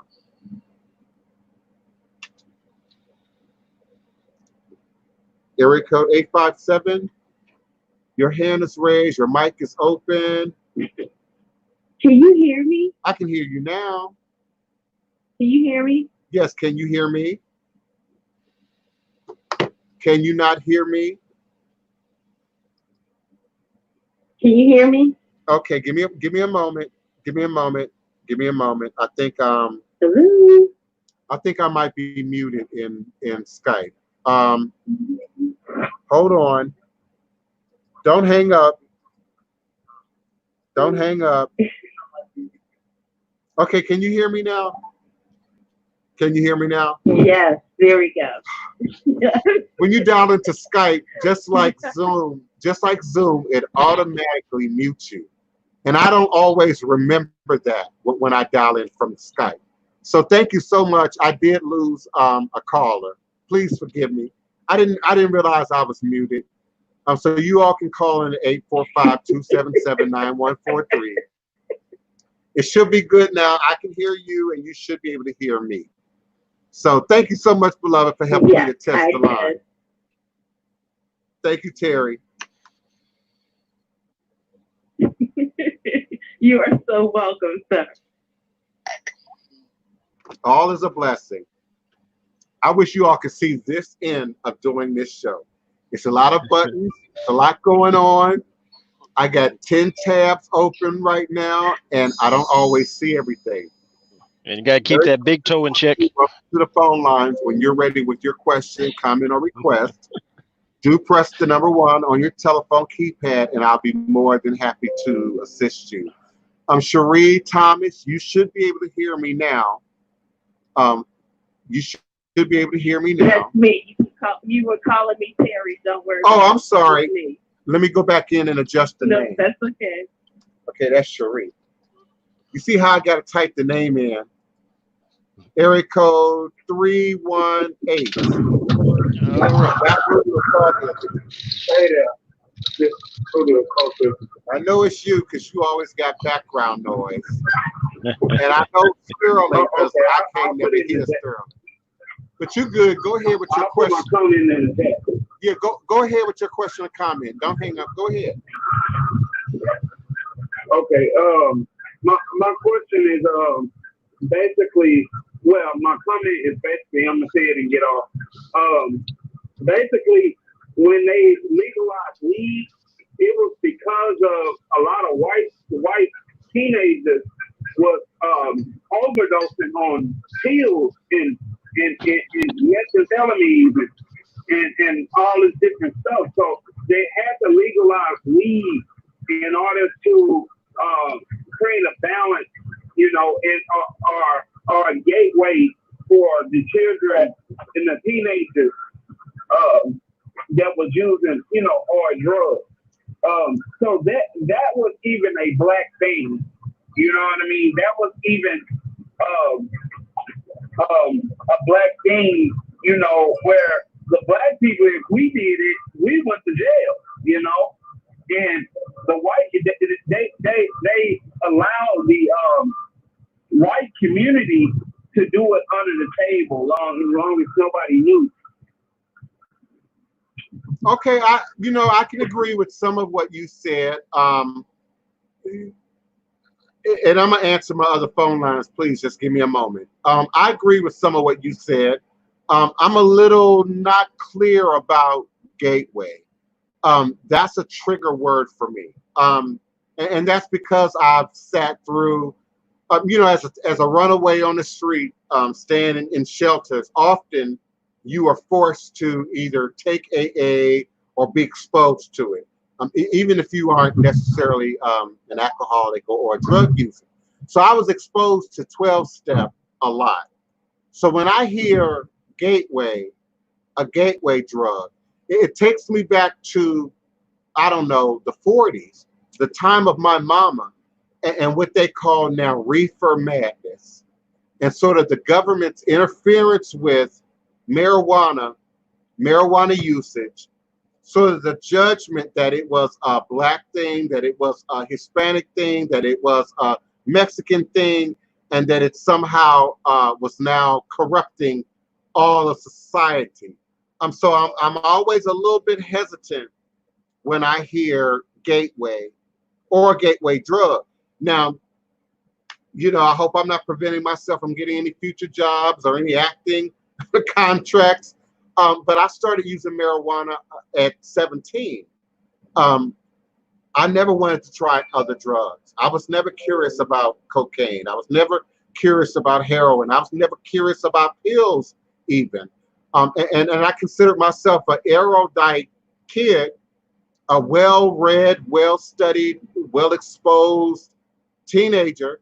And I've said it on this show before. How can you become a crackhead when it's crackheads we can see walking the street? How do you then become a heroin addict when we got heroin addicts laying on our sidewalk? For me, seeing it was enough. I could see it, and okay, that's hands off that. So I'm always cautious about the usage of gateway and the word gateway, that it suggests that smoking, for instance, automatically leads to harder drugs, or automatically opens you up to being exposed to other things. I also like what you said about sort of what was happening in the season when marijuana was being legitimized and legalized, and particularly in places like California, Seattle, Washington. I remember synthetic marijuana, particularly, and people eating people's face, supposedly because of synthetic marijuana. And so we did see other drugs, other weird oddities that show up on the market that you don't really hear a whole lot about today. I know just as recently as, I don't know, 2009, 2010, synthetic marijuana was a real problem in New Orleans, in the Black community. People who thought, well, I got to keep my hotel job. I can do this synthetic marijuana because it won't show up in my drug test. And I'm sure Neophyte Bokura might have something to say about that.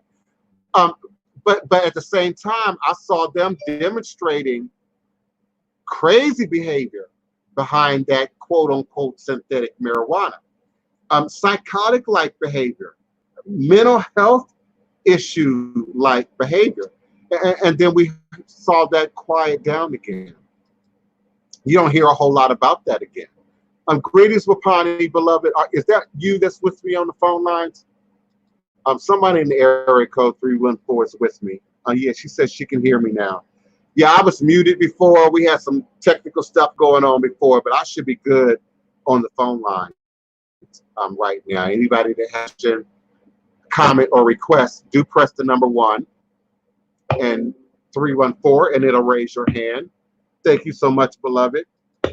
Welcome to the show, 314. Greetings. I had to, that experience, I always believe it's those difficult times that we really can learn something valuable from it.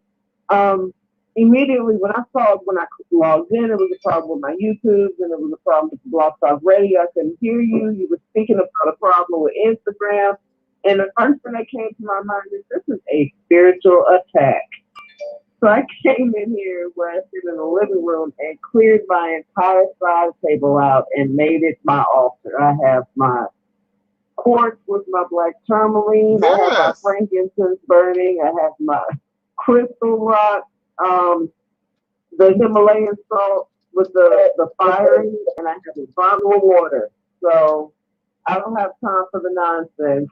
Yes. When you see the signs, it's time to clean house. That's right. That's right. And I appreciate hearing that. I know that you have a sacred space. So very proud and congratulatory that you are now bringing that out into the open space, out into the rest of the house and the rest of the people who inhabit, sort of your space. And we have to do that where we can, whether it's on our job, whether it's in your car, whether it's in your religious or spiritual space, and particularly now with the COVID-19 and all the sort of adjustments that we are having to make, being able to create sacred space wherever we are and wherever we need it to be is critical to how we now move forward, into 2001, the rest of 2020, but into 2001 and beyond. So I applaud you for that. Thank you. I wanted to also address the very beginning of what the brother said when he went into the different foods that we eat and what that brings you. Do you draw disease to yourself? What I heard when he said, it's this disease that's in us drawing the virus, I look at everything in energy, everything in energy. For me, I didn't even think about food. I thought about what am I allowing within my body that's causing my disease. Mm-hmm. So is it the things that I'm thinking, the people that I'm around, the energy that I allow to ruminate around me? What am I bringing into my environment? Is it the food that I'm eating? When he said that did trigger in my mind. I used to be vegan. Then I went to vegetarian, and now I just flat out eat all wrong stuff. Every now and then I'll throw in a smoothie with my kale, mango, berries, and my roots, my burdock root, some feverfew, a little cat's claw marigold, and that helps my back. But as far as eating, I do believe we invite disease, disease. We invite it. Some people say you inherit that through your genes. Yes. Therefore, I believe you are still inviting that. If you are cognizant that you have something genetic in your body and you believe that you're on a path to enlightenment, realism, whatever that end result may be for you spiritually, then you have to be cognizant of what you eat. If you have diabetes, okay, what am I eating? Have I healed myself from that family curse, not just physically, that goes into the mind? What are you thinking? Do you think like them? Do you talk like them? Do you act like them? And once you put yourself as a full paradigm shift, follow a completely different model for your whole being, I think you can cure those diseases. What do you believe about that? Yeah, I agree, and I do believe that it's more than just being vegan, vegetarian, holistic. Even when I use the word holistic, there's such a range with that's beyond what's physical. That's beyond just what we eat, and put in our bodies every day. I kind of like how the magical book says it's not what goes into a man that defiles him, but what comes out.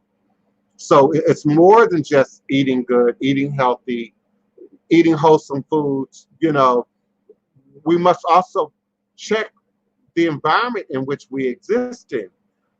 When I think about what's a Hoodoo occultism that talked about the fried chicken and the chitlins and the sugar and the bad food, but I also think about what exists energetically within those communities, communities where mama, grandmama, papa, grandpapa can't safely sit out on the stoop, can't safely sit back on the porch and watch the children run in the yard or play stickball in the street without having to worry about the child being exposed to violence, being exposed to drug activity, being exposed to negative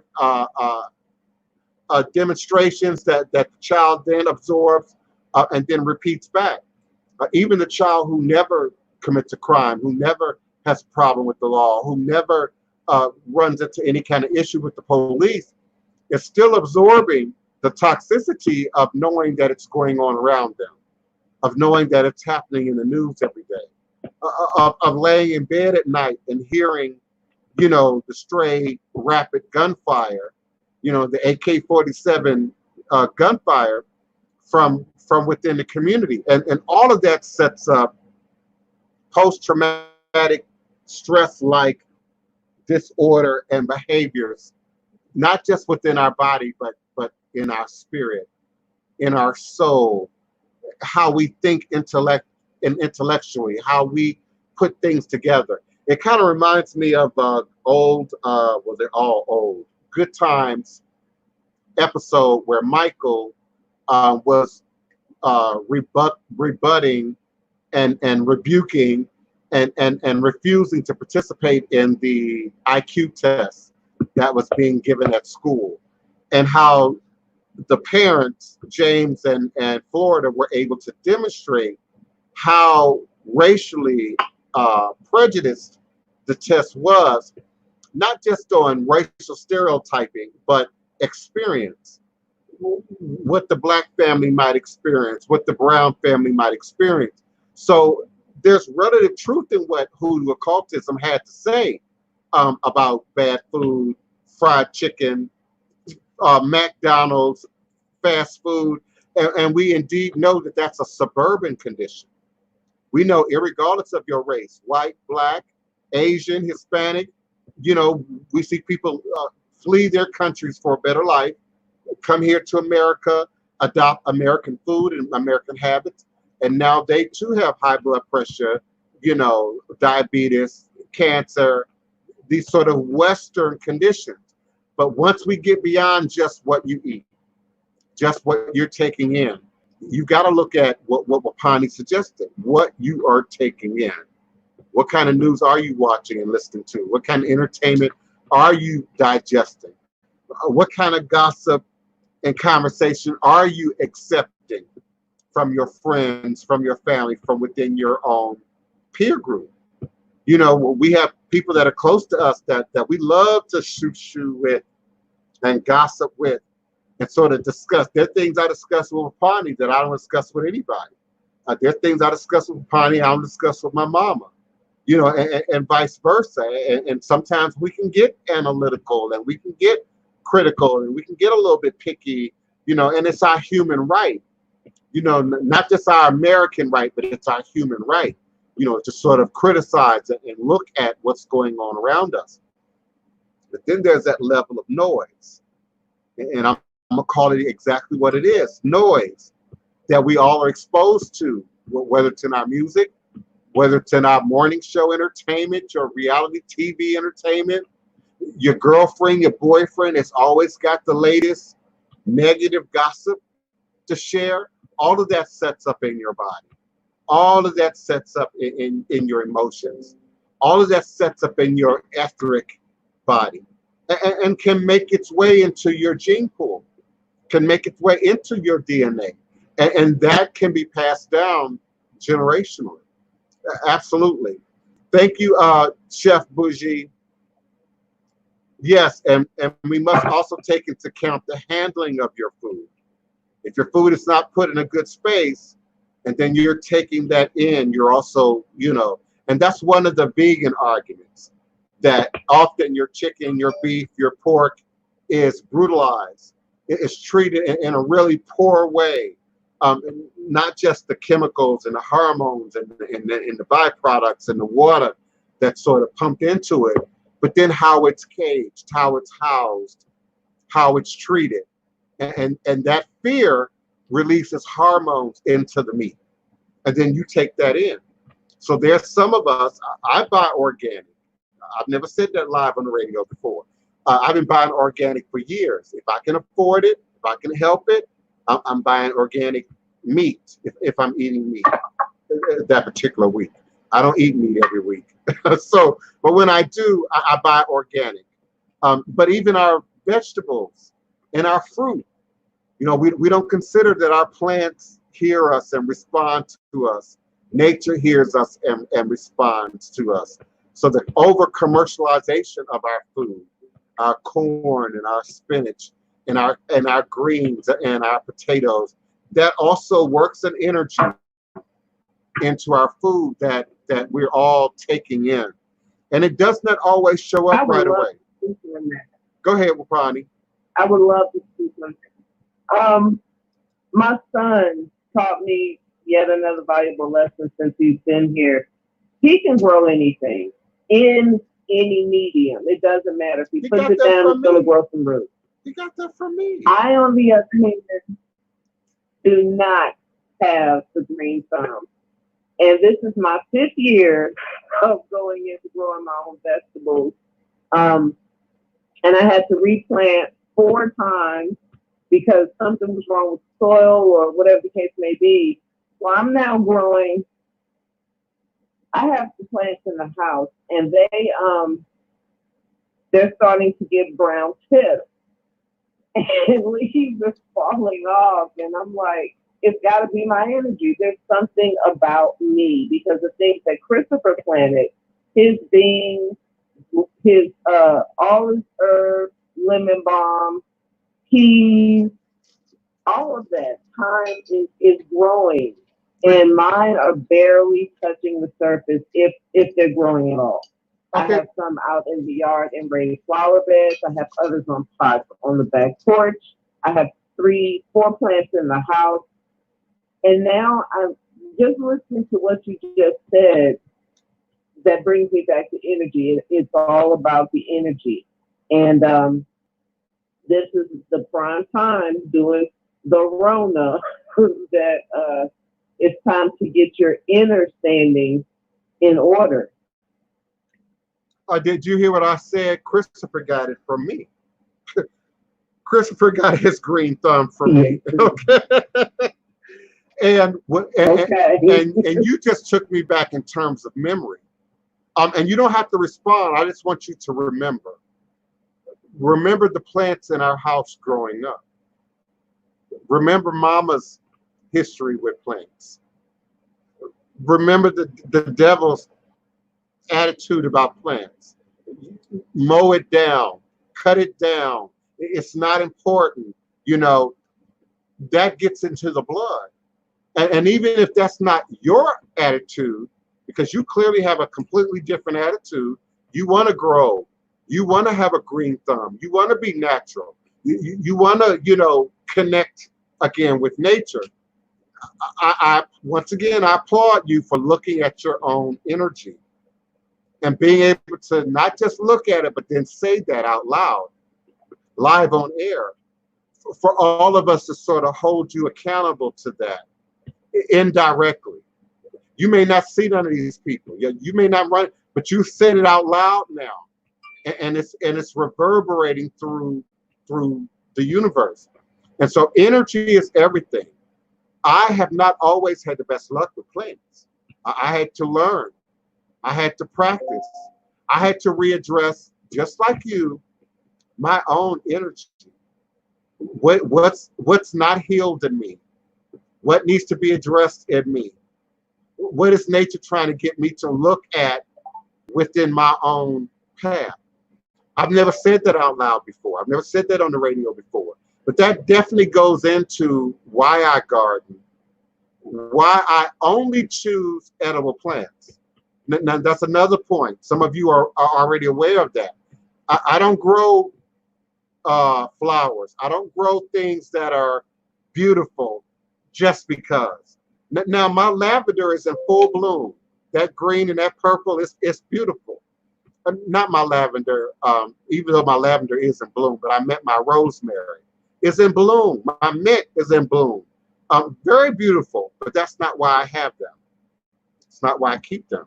So I only grow and work with things that are edible, things that I can ingest, things that are a part of my internal healing, but also my external ritual work, cleansing work, lave-tete, libations. There are all sorts of usages for the things that we're growing and developing.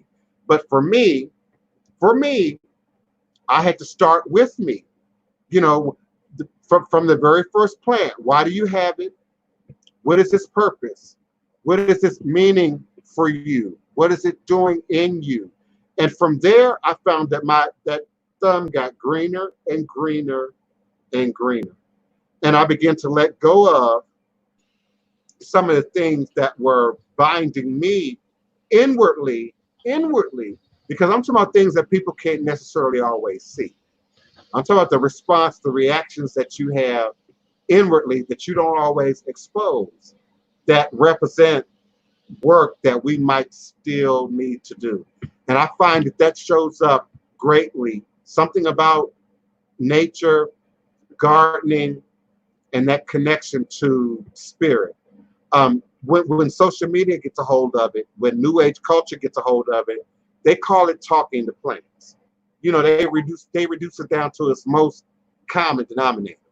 But it's more than just talking to plants. It's about being in commune with nature and communing with nature. So whether you're talking, singing, meditating, be very conscious about what it is that you're thinking about when you're in the dirt, when you're weeding, when you're planting. Be very conscious about what you're meditating on when you're weeding, when you're in the dirt, when you're in the garden. You know, choose to expel that which is not necessary. You see me do it on the show. Before I even drink water, I speak over it. I breathe over it. I put a vibration on it, because water is a liquid crystal. And so when you're watering your garden, you're doing the same thing. You're pouring a libation. You're in a ritual, if you will. And so you've got to expel what's not useful. You got to expel what's not helpful. And again, I offer saying that live on air. So I don't expect you to go into your stuff live on air. But that's what I had to look at in terms of developing that green thumb. And sort of getting now we both know Christopher. 90 seconds. And so I won't go into a whole lot of detail. Okay, but we both know Christopher. And so there is a way to disconnect from what's otherwise a block, what might otherwise show up as the illusion of a challenge, to disconnect from that long enough to produce life, to produce wellness in you, but also around you. 60 seconds. Are you with me, Wapani? Yeah, you cut out for a second there. I think your co-host is connecting in. Kiana has a couple of questions in the queue. Yeah, I'm trying to address that. Okay, I see the questions about desserts. The reason I haven't responded is because that's real complicated. I'm a diabetic. I'm real particular about what I eat. And so when somebody's gifting you something and you start getting particular about details, that's kind of odd. And then I want to know, well, what exactly is she sending? What exactly is in what she's sending? So I appreciate that, though. I mean, she can send me a private message. I'll be more than happy to respond to it. I like pecan. Love pecan. But what's in it? Pecan pie ain't prepared right. The sugar content is crazy. Are you mailing that to me? Neil 504? Are you mailing that to me? I just had to run out and get my my test done. My back teeth were floating. Can you hear me now? Let me check. I don't know why, but we can't hear you. Hold on 1 second. Yeah, we can't hear you. I don't know what you did, but we can't hear you.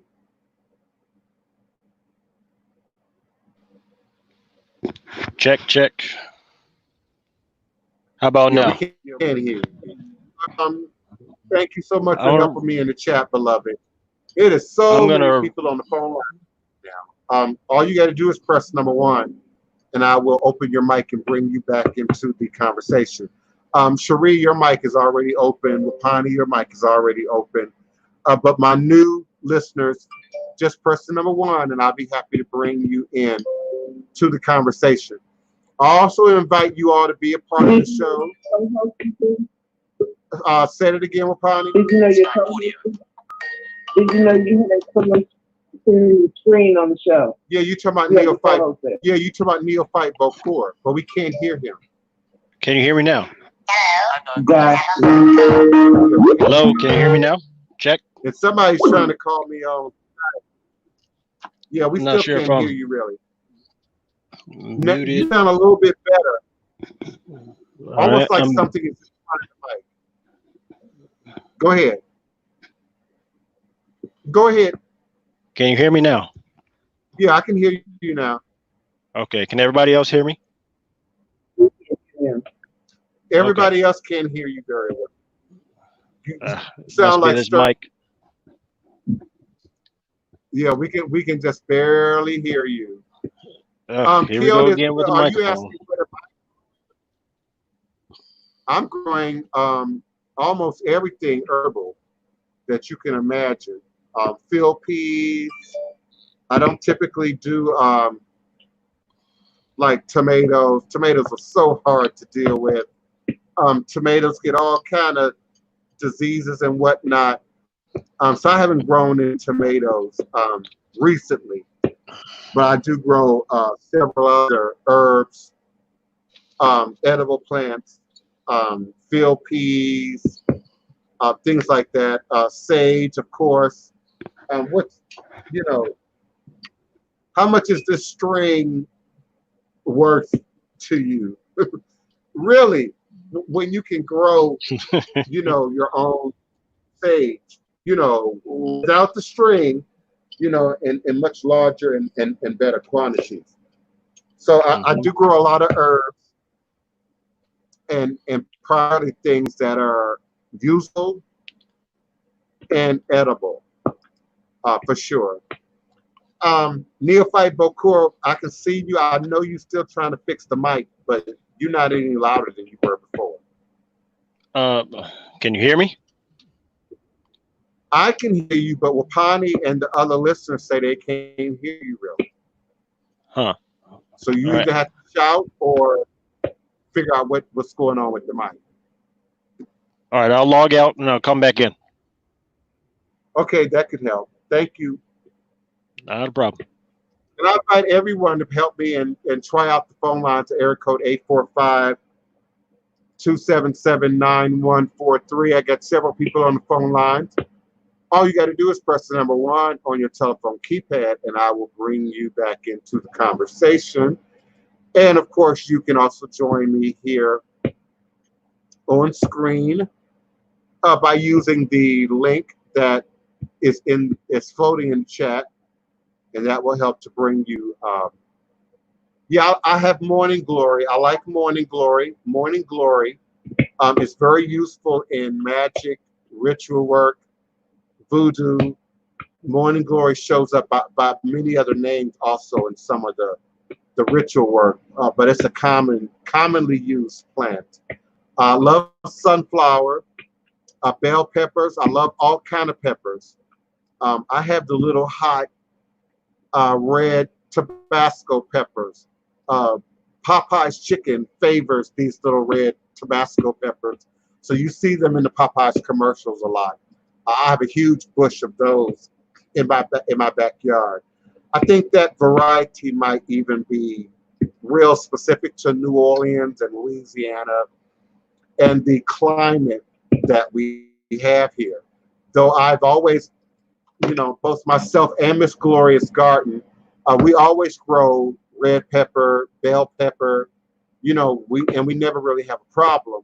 But the Tabasco, the cayenne, some of those hotter varieties of peppers just tend to do really well here, do really well.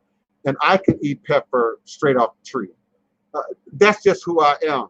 I can pull a hot pepper, a cayenne pepper, a Tabasco pepper straight off the tree, and pop it in my mouth and eat it. without a problem. Neophyte Bokur, oh, there you are. I was going to say, because I no longer can see you, but for some reason I can still hear you fiddling around with your mic. But I see you signing back in. So I thank you. Come on, y'all. It's 2:06.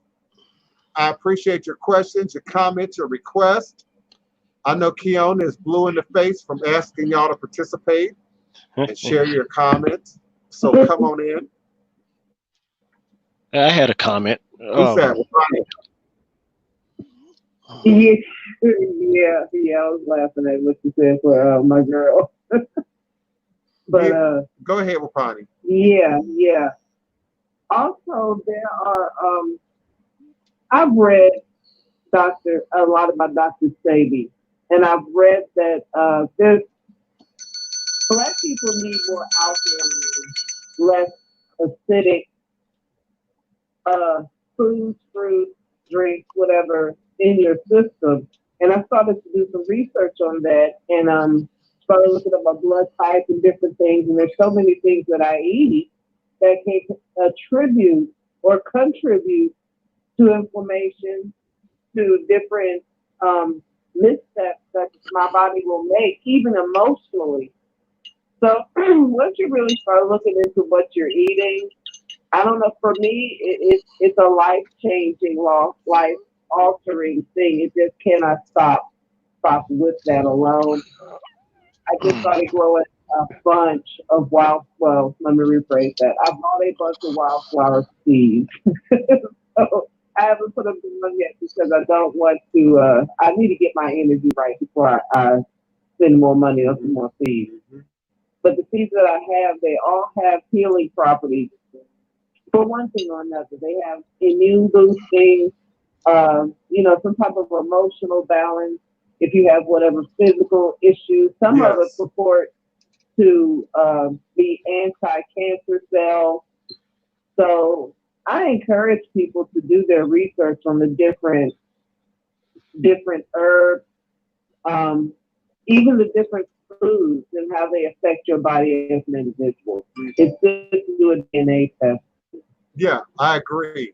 And that's one of the things that made what Dr. Sebi did so powerful, is that he understood that it wasn't just, eat fruits and vegetables and you'll be okay. It wasn't just, juice every day and you'll be fine. But he understood that without knowledge of self, your blood type, your own chemistry, how much mucus your body might be making, how much inflammation might be setting up in your body. It was that level of detail that made him an expert, that made him a specialist. And so when I say the same thing about herbs, people often ask me, well, what are recipes? Give us some very, powerful recipes, live on air. Well, yeah, I could say ginseng. Yeah, I could say, chamomile. Yeah, I could say jasmine. But if you don't know what your physical body scenario is, if you don't know the environment that you are introducing the herb into, then you're not necessarily helping yourself at all without that extra layer of detailed information. Yes, Keona, I see your request about the singing bowl. I'm just not sure exactly at what point I should introduce that into the show. People are asking questions, and I do want to respond to the questions that are being asked and presented.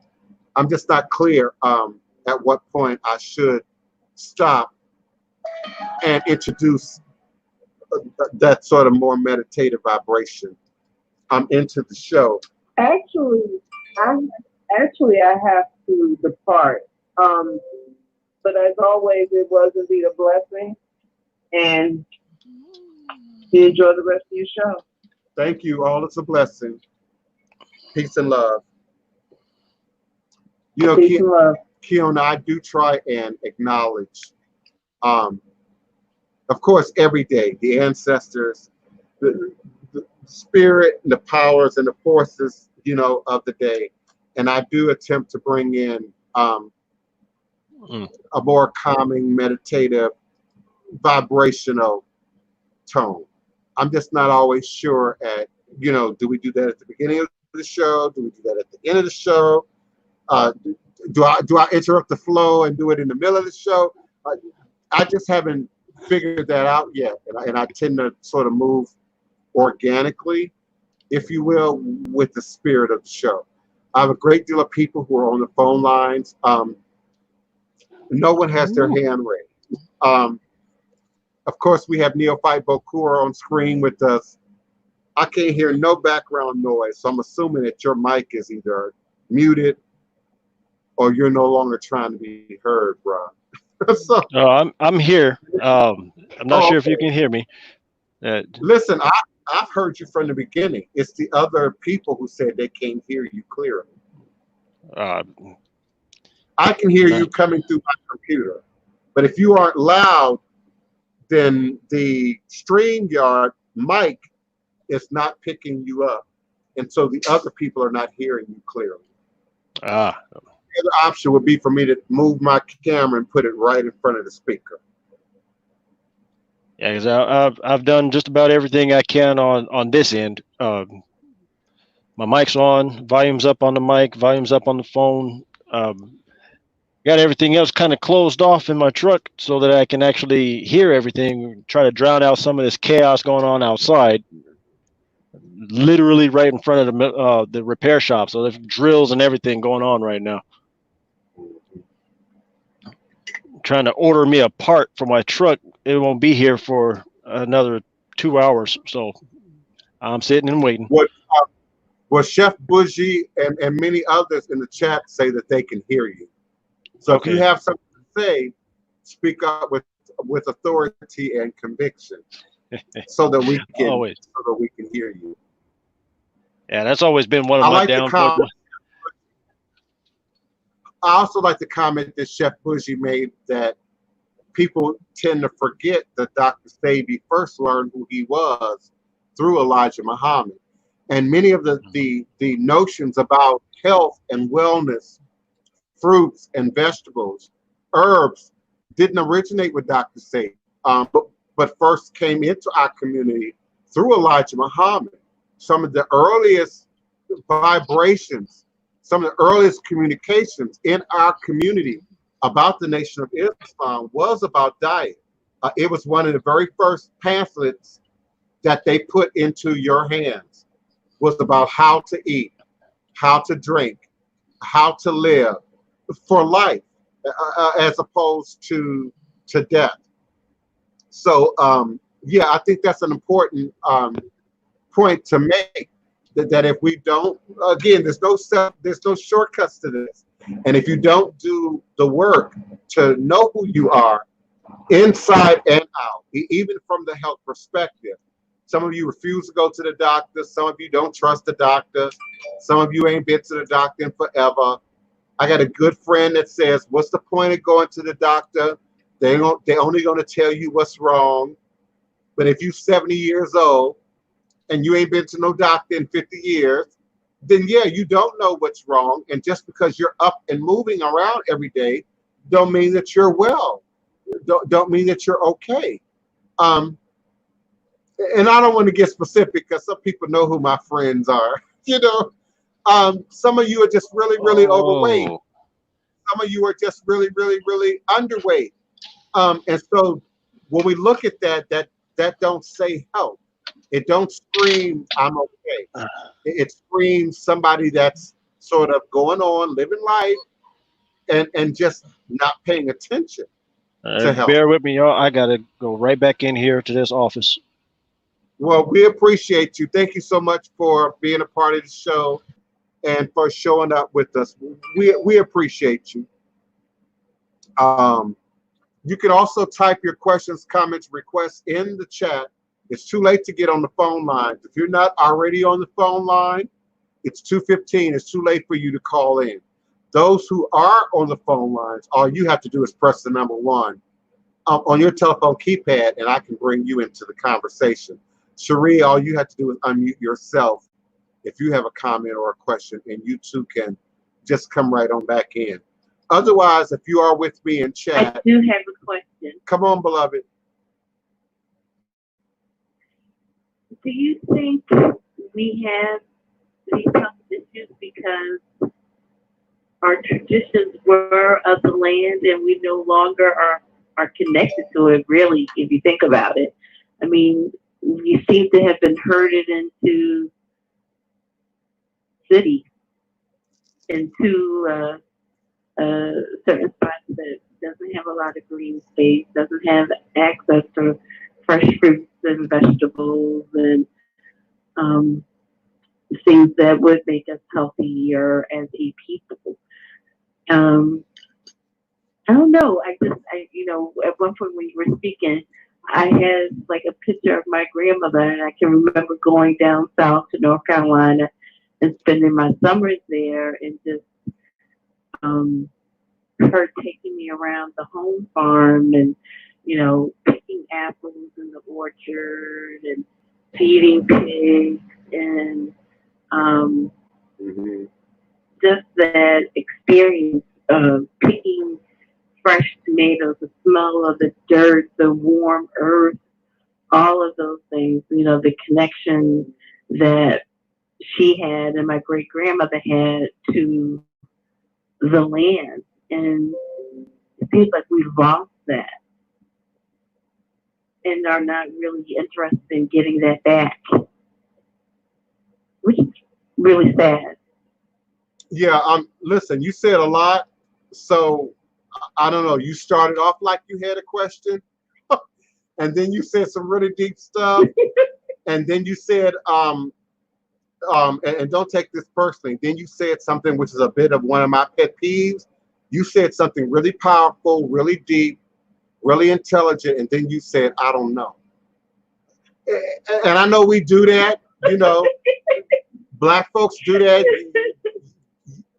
You heard me. You heard me. By the fourth time you say you heard me, I say, yeah, Bubba, I heard you the first time. Do I understand you is the question. So yeah, what you answered your own question. You went right into it. At first, it sounded like you were targeting specifically us, and that would have been okay. Are we unhealthy because? But then when you went into your explanation, you're talking about Western culture. You're talking about the quote unquote new world. You're talking about everybody, just like I did 15 minutes ago when I said, look at the Asians, look at the Hispanics, look at the Greek, look at the Egyptian, look at the Ethiopian first generation, then look at second generation, third generation. Now your original inhabitants, your original what's the word, transplants, might be thin, hardworking. They work in 2 jobs, 3 jobs, trying to create a future for their children, their grandchildren. But then when you look at that first generation descendant, second generation, the weight gets on. They start getting chubby around the cheeks. They start taking on quote unquote American diseases. They start taking on Western problems, mental health, drug addiction. Oh my goodness. I remember the first time I saw a drug addicted Ethiopian was in 2002. I was shocked. No, I'm serious. I was shocked. I couldn't make sense of you. And I asked him, you actually left your country and all the money it takes and resources to get from Ethiopia to the US to live so that you could become a drug addict? I mean, it just didn't make sense to me. Not that they don't have drugs in Africa. They have drugs in Africa. They have drugs in Africa, street drugs in Africa, many of you never even heard of. So drug activity is a global thing. But when we look at the stereotype of who the Asian is, when we say math, science, or who the Ethiopian or the Egyptian or the Middle Eastern might be, we roll into these stereotypical ideas of who and what they are. But baby, once you are injected, once you drink the Kool-Aid, once you become a part of this quote unquote Western system, you also inhabit, you also take on, you also inherit it's stuff, it's problems, it's diseases. We often like to look at the man, the system, the racism, the white supremacy as if it's something that's out here, as if it's something that's separate from us, as if it's something that we're fighting, but we don't have to look at ourselves, that we're not the product. And it's real easy to compartmentalize and to stereotype and to say all black people this and all white people that and all foreigners come to America and do this and all, transplants, relocate to America and do that. It's real easy to overgeneralize. It's real easy to lump people together, in sort of these categories and these groups. But when we really start going through this with a sort of an archaeological, scientific fine-tooth comb, we find that, not only, were we stripped of our names, stripped of our gods, stripped of our roots, stripped of our ritual, but then so too is everybody else, including the white man. In denying me my humanity, you deny your own. And robbing me of my humanity, you rob yourself of your own. And trying to deny my validity and my value in the community, you deny your own validity and your own value in the community. So it's a toxin. It's a cancer, beloved, that trickles down. They say shit rolls downhill. It trickles down, but it's magic behind that shit ball, because not only does it roll back downhill, it reverberates back to the top. So any poison that's out there for the least of us, at the bottom of the totem pole, for sure it affects their children and their grandchildren, and indeed themselves. So when we say they and them and those people, that's why it's so racist. That's why we get so worked up when we hear you people, those people, because who, what people? Me or us as a group?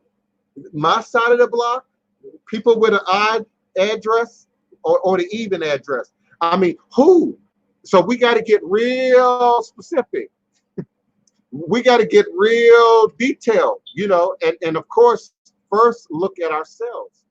I say it all the time. Make sure ain't no racism in you. Black people, make sure ain't no white supremacy in you. Make sure ain't no bigoted behavior and prejudiced behavior in you. Because many of us got to deal with you first.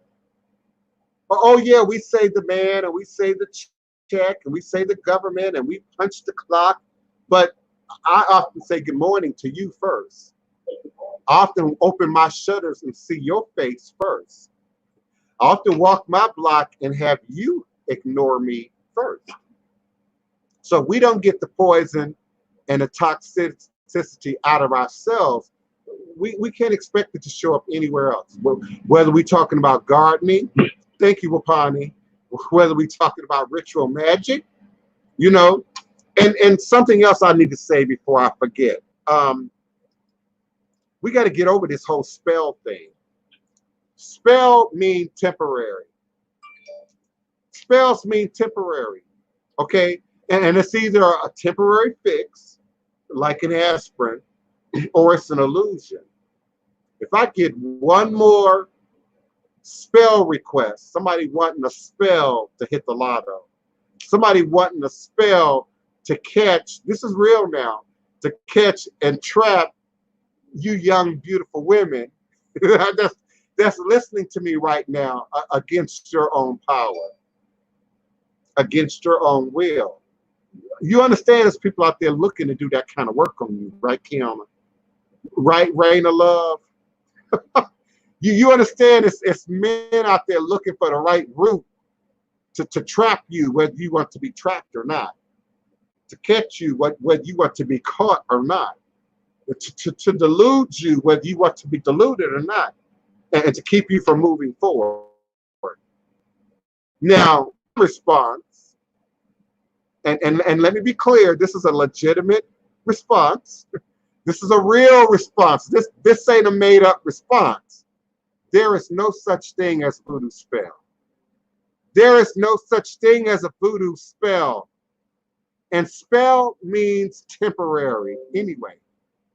Voodoo is not a practice or tradition to be appropriated, exploited, or bastardized to meet people and their carnal needs, their need for immediate gratification, and particularly people who don't even acknowledge or respect the ethno-cultural practice, tradition, and religion that is voodoo.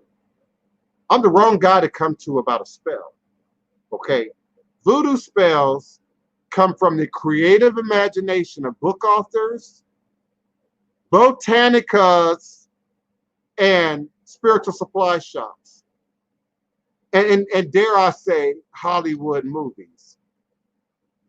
And within the creative space, we have creative license to use our imagination. Puff, smoke, lightning, clouds. It's imagination. That ain't real voodoo. That ain't voodoo. Gather all of your money, beloved. This is what I said. In denominations of at least $1,000. Gather as much of your thousands as you can and put them in a cast iron cauldron pot. Very important recipe. Y'all ask for recipes. Douse the bills with Florida water. Keona, you know where I'm going with this. Douse the bills with Florida water. Okay? Get an incense stick, any variety. I don't care, you know, Knock Champa, you know, your fresh dip, corner store variety, any variety of incense stick, or light a good charcoal, incense charcoal, you know, until it glows, until it's burning red. And then I want you to drop it in the cauldron pot with your Florida water doused dollars. Because chances are you will not receive this message in the spirit that it was given.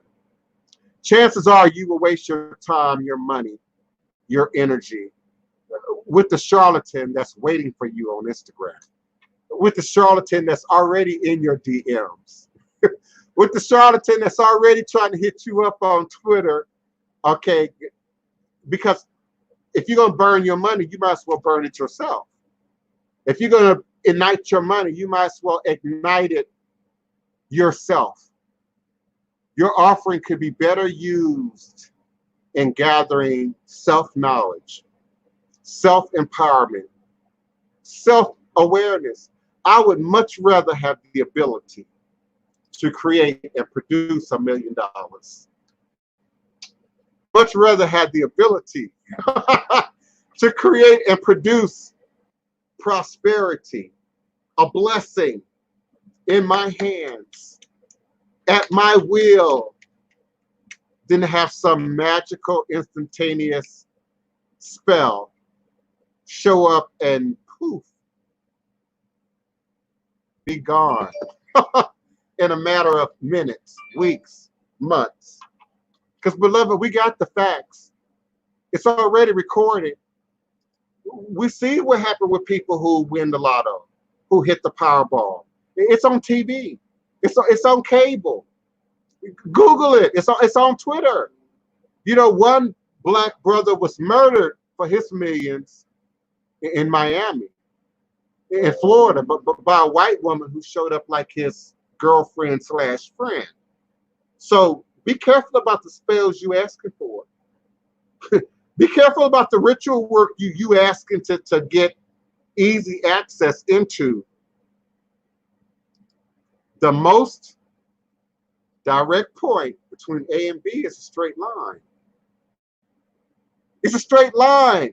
I would much rather have the skill, the talent, the personality, the humor, the knowledge to draw that money to me consistently, regularly, throughout the course of my being in existence, than to waste any amount of dollar on the quick spell, the quick fix, the illusion of,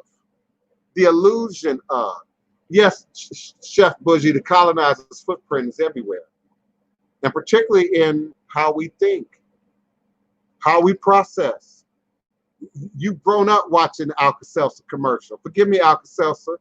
You grew up watching 7-Eleven. Forgive me, 7-Eleven. This ain't about your brand. You grew up with the Burger King, have it your own way. I know I did. I'm a child of the late 60s. So you expect your magic to be just like the Jetsons, just like Charmed, just like Bewitched. Okay? That ain't voodoo. That ain't voodoo. And voodoo is an ethnic, cultural, religious practice and tradition. So prosperity is born every day. Prosperity is born every time you wake up. Prosperity is born every time I put my foot on the ground and begin my day. Prosperity is built every time I say divine, all blessed. Every time I say all is a blessing. Every time I say respect the voodoo, prosperity is built. I say it all the time. You might have $1 million in your house right now, in that closet, in that attic space that you ain't opened in years, in that doorway of your consciousness that you have not looked into in forever. What good is it to you if you don't know it's there? What good is it to you if you don't know how to use it? Many of you wouldn't know what to do with $1 million. Your budget ain't right. Your attitude towards spending ain't right. Your attitude towards what's of value ain't right. I don't need to see you dripped in gold. I don't need to see you wearing designer labels. I don't need to see your fake hair, your fake nails, your fake jewels, your fake breasts, your fake ass. I don't need to see it. I don't care. And I ain't got no personal feeling about it one way or the other. But I don't need to see it. It ain't real. And what realness does it add to my life? What realness does it add to anybody's life about what's real, about voodoo? IJ is something that I wear proudly. IJ is something that I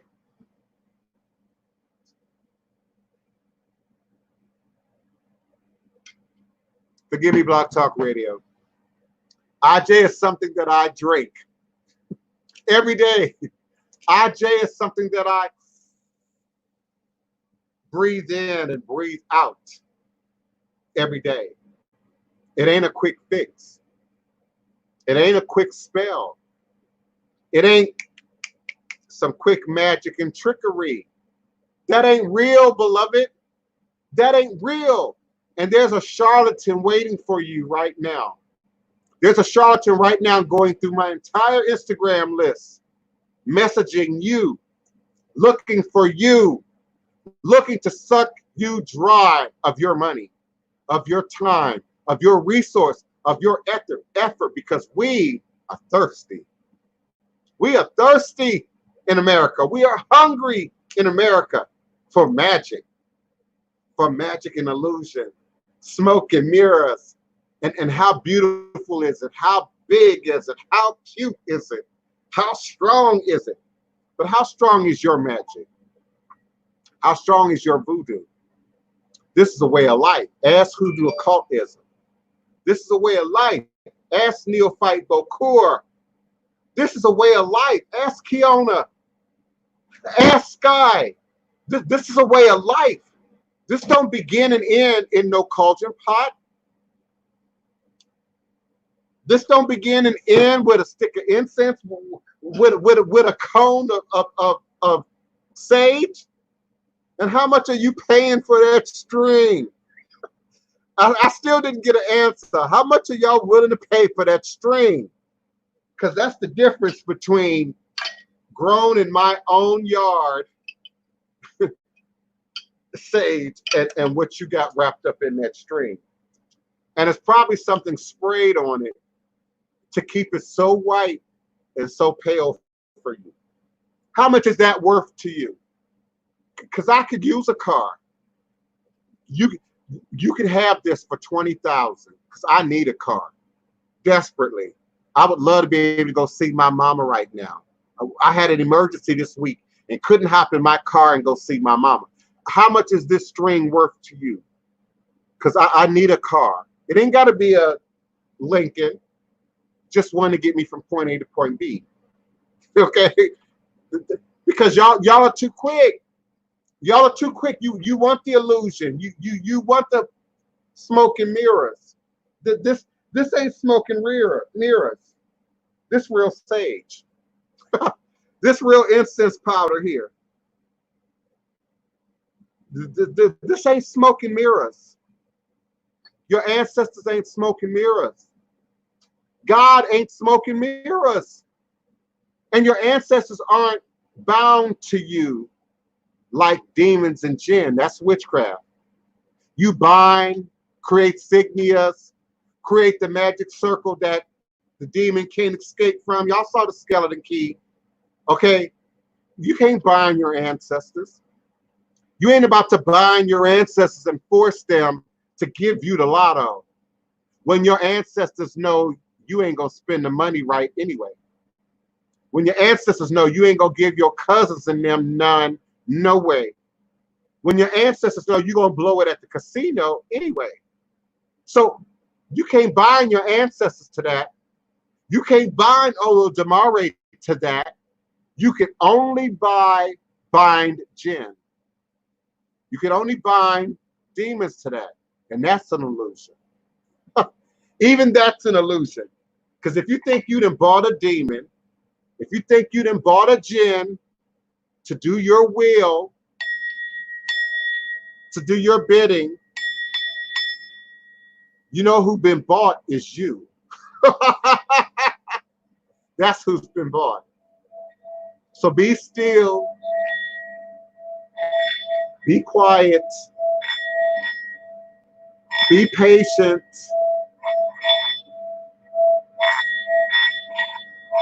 be erudite, be alert, be willing to study, be willing to learn.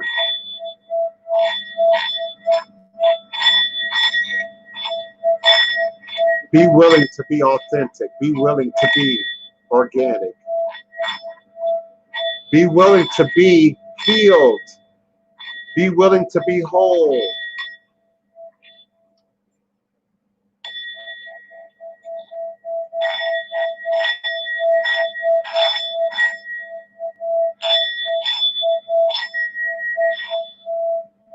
Just be. Be willing to be what your ancestors would support. Be willing to be what destiny would support. Destiny's always in your best interest. Destiny's always in your favor. Why would we rebuke destiny? Why would we rebut God?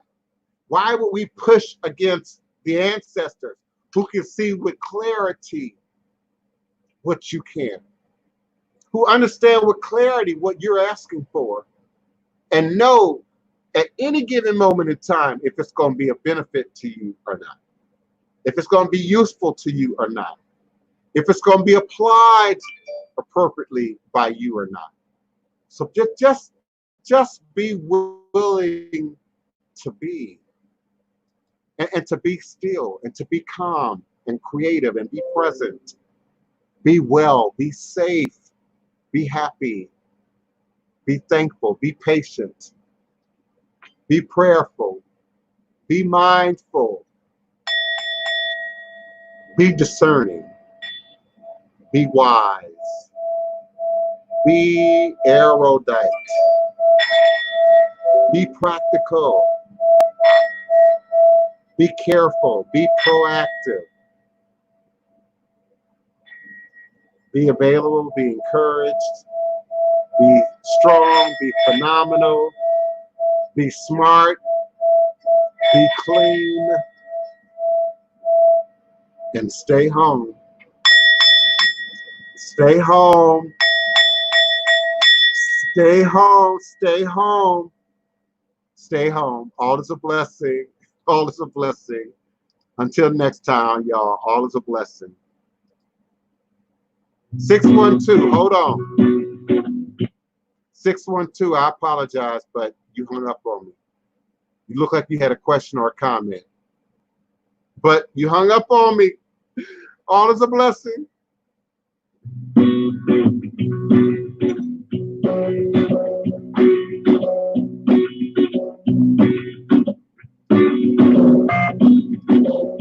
A dash of cayenne to the moon. Gonna put on my grease suit. Boil a gumbo, hot and steady. Don't care if it's ready. Gone free at that old cemetery. Down on Claiborne where she's buried.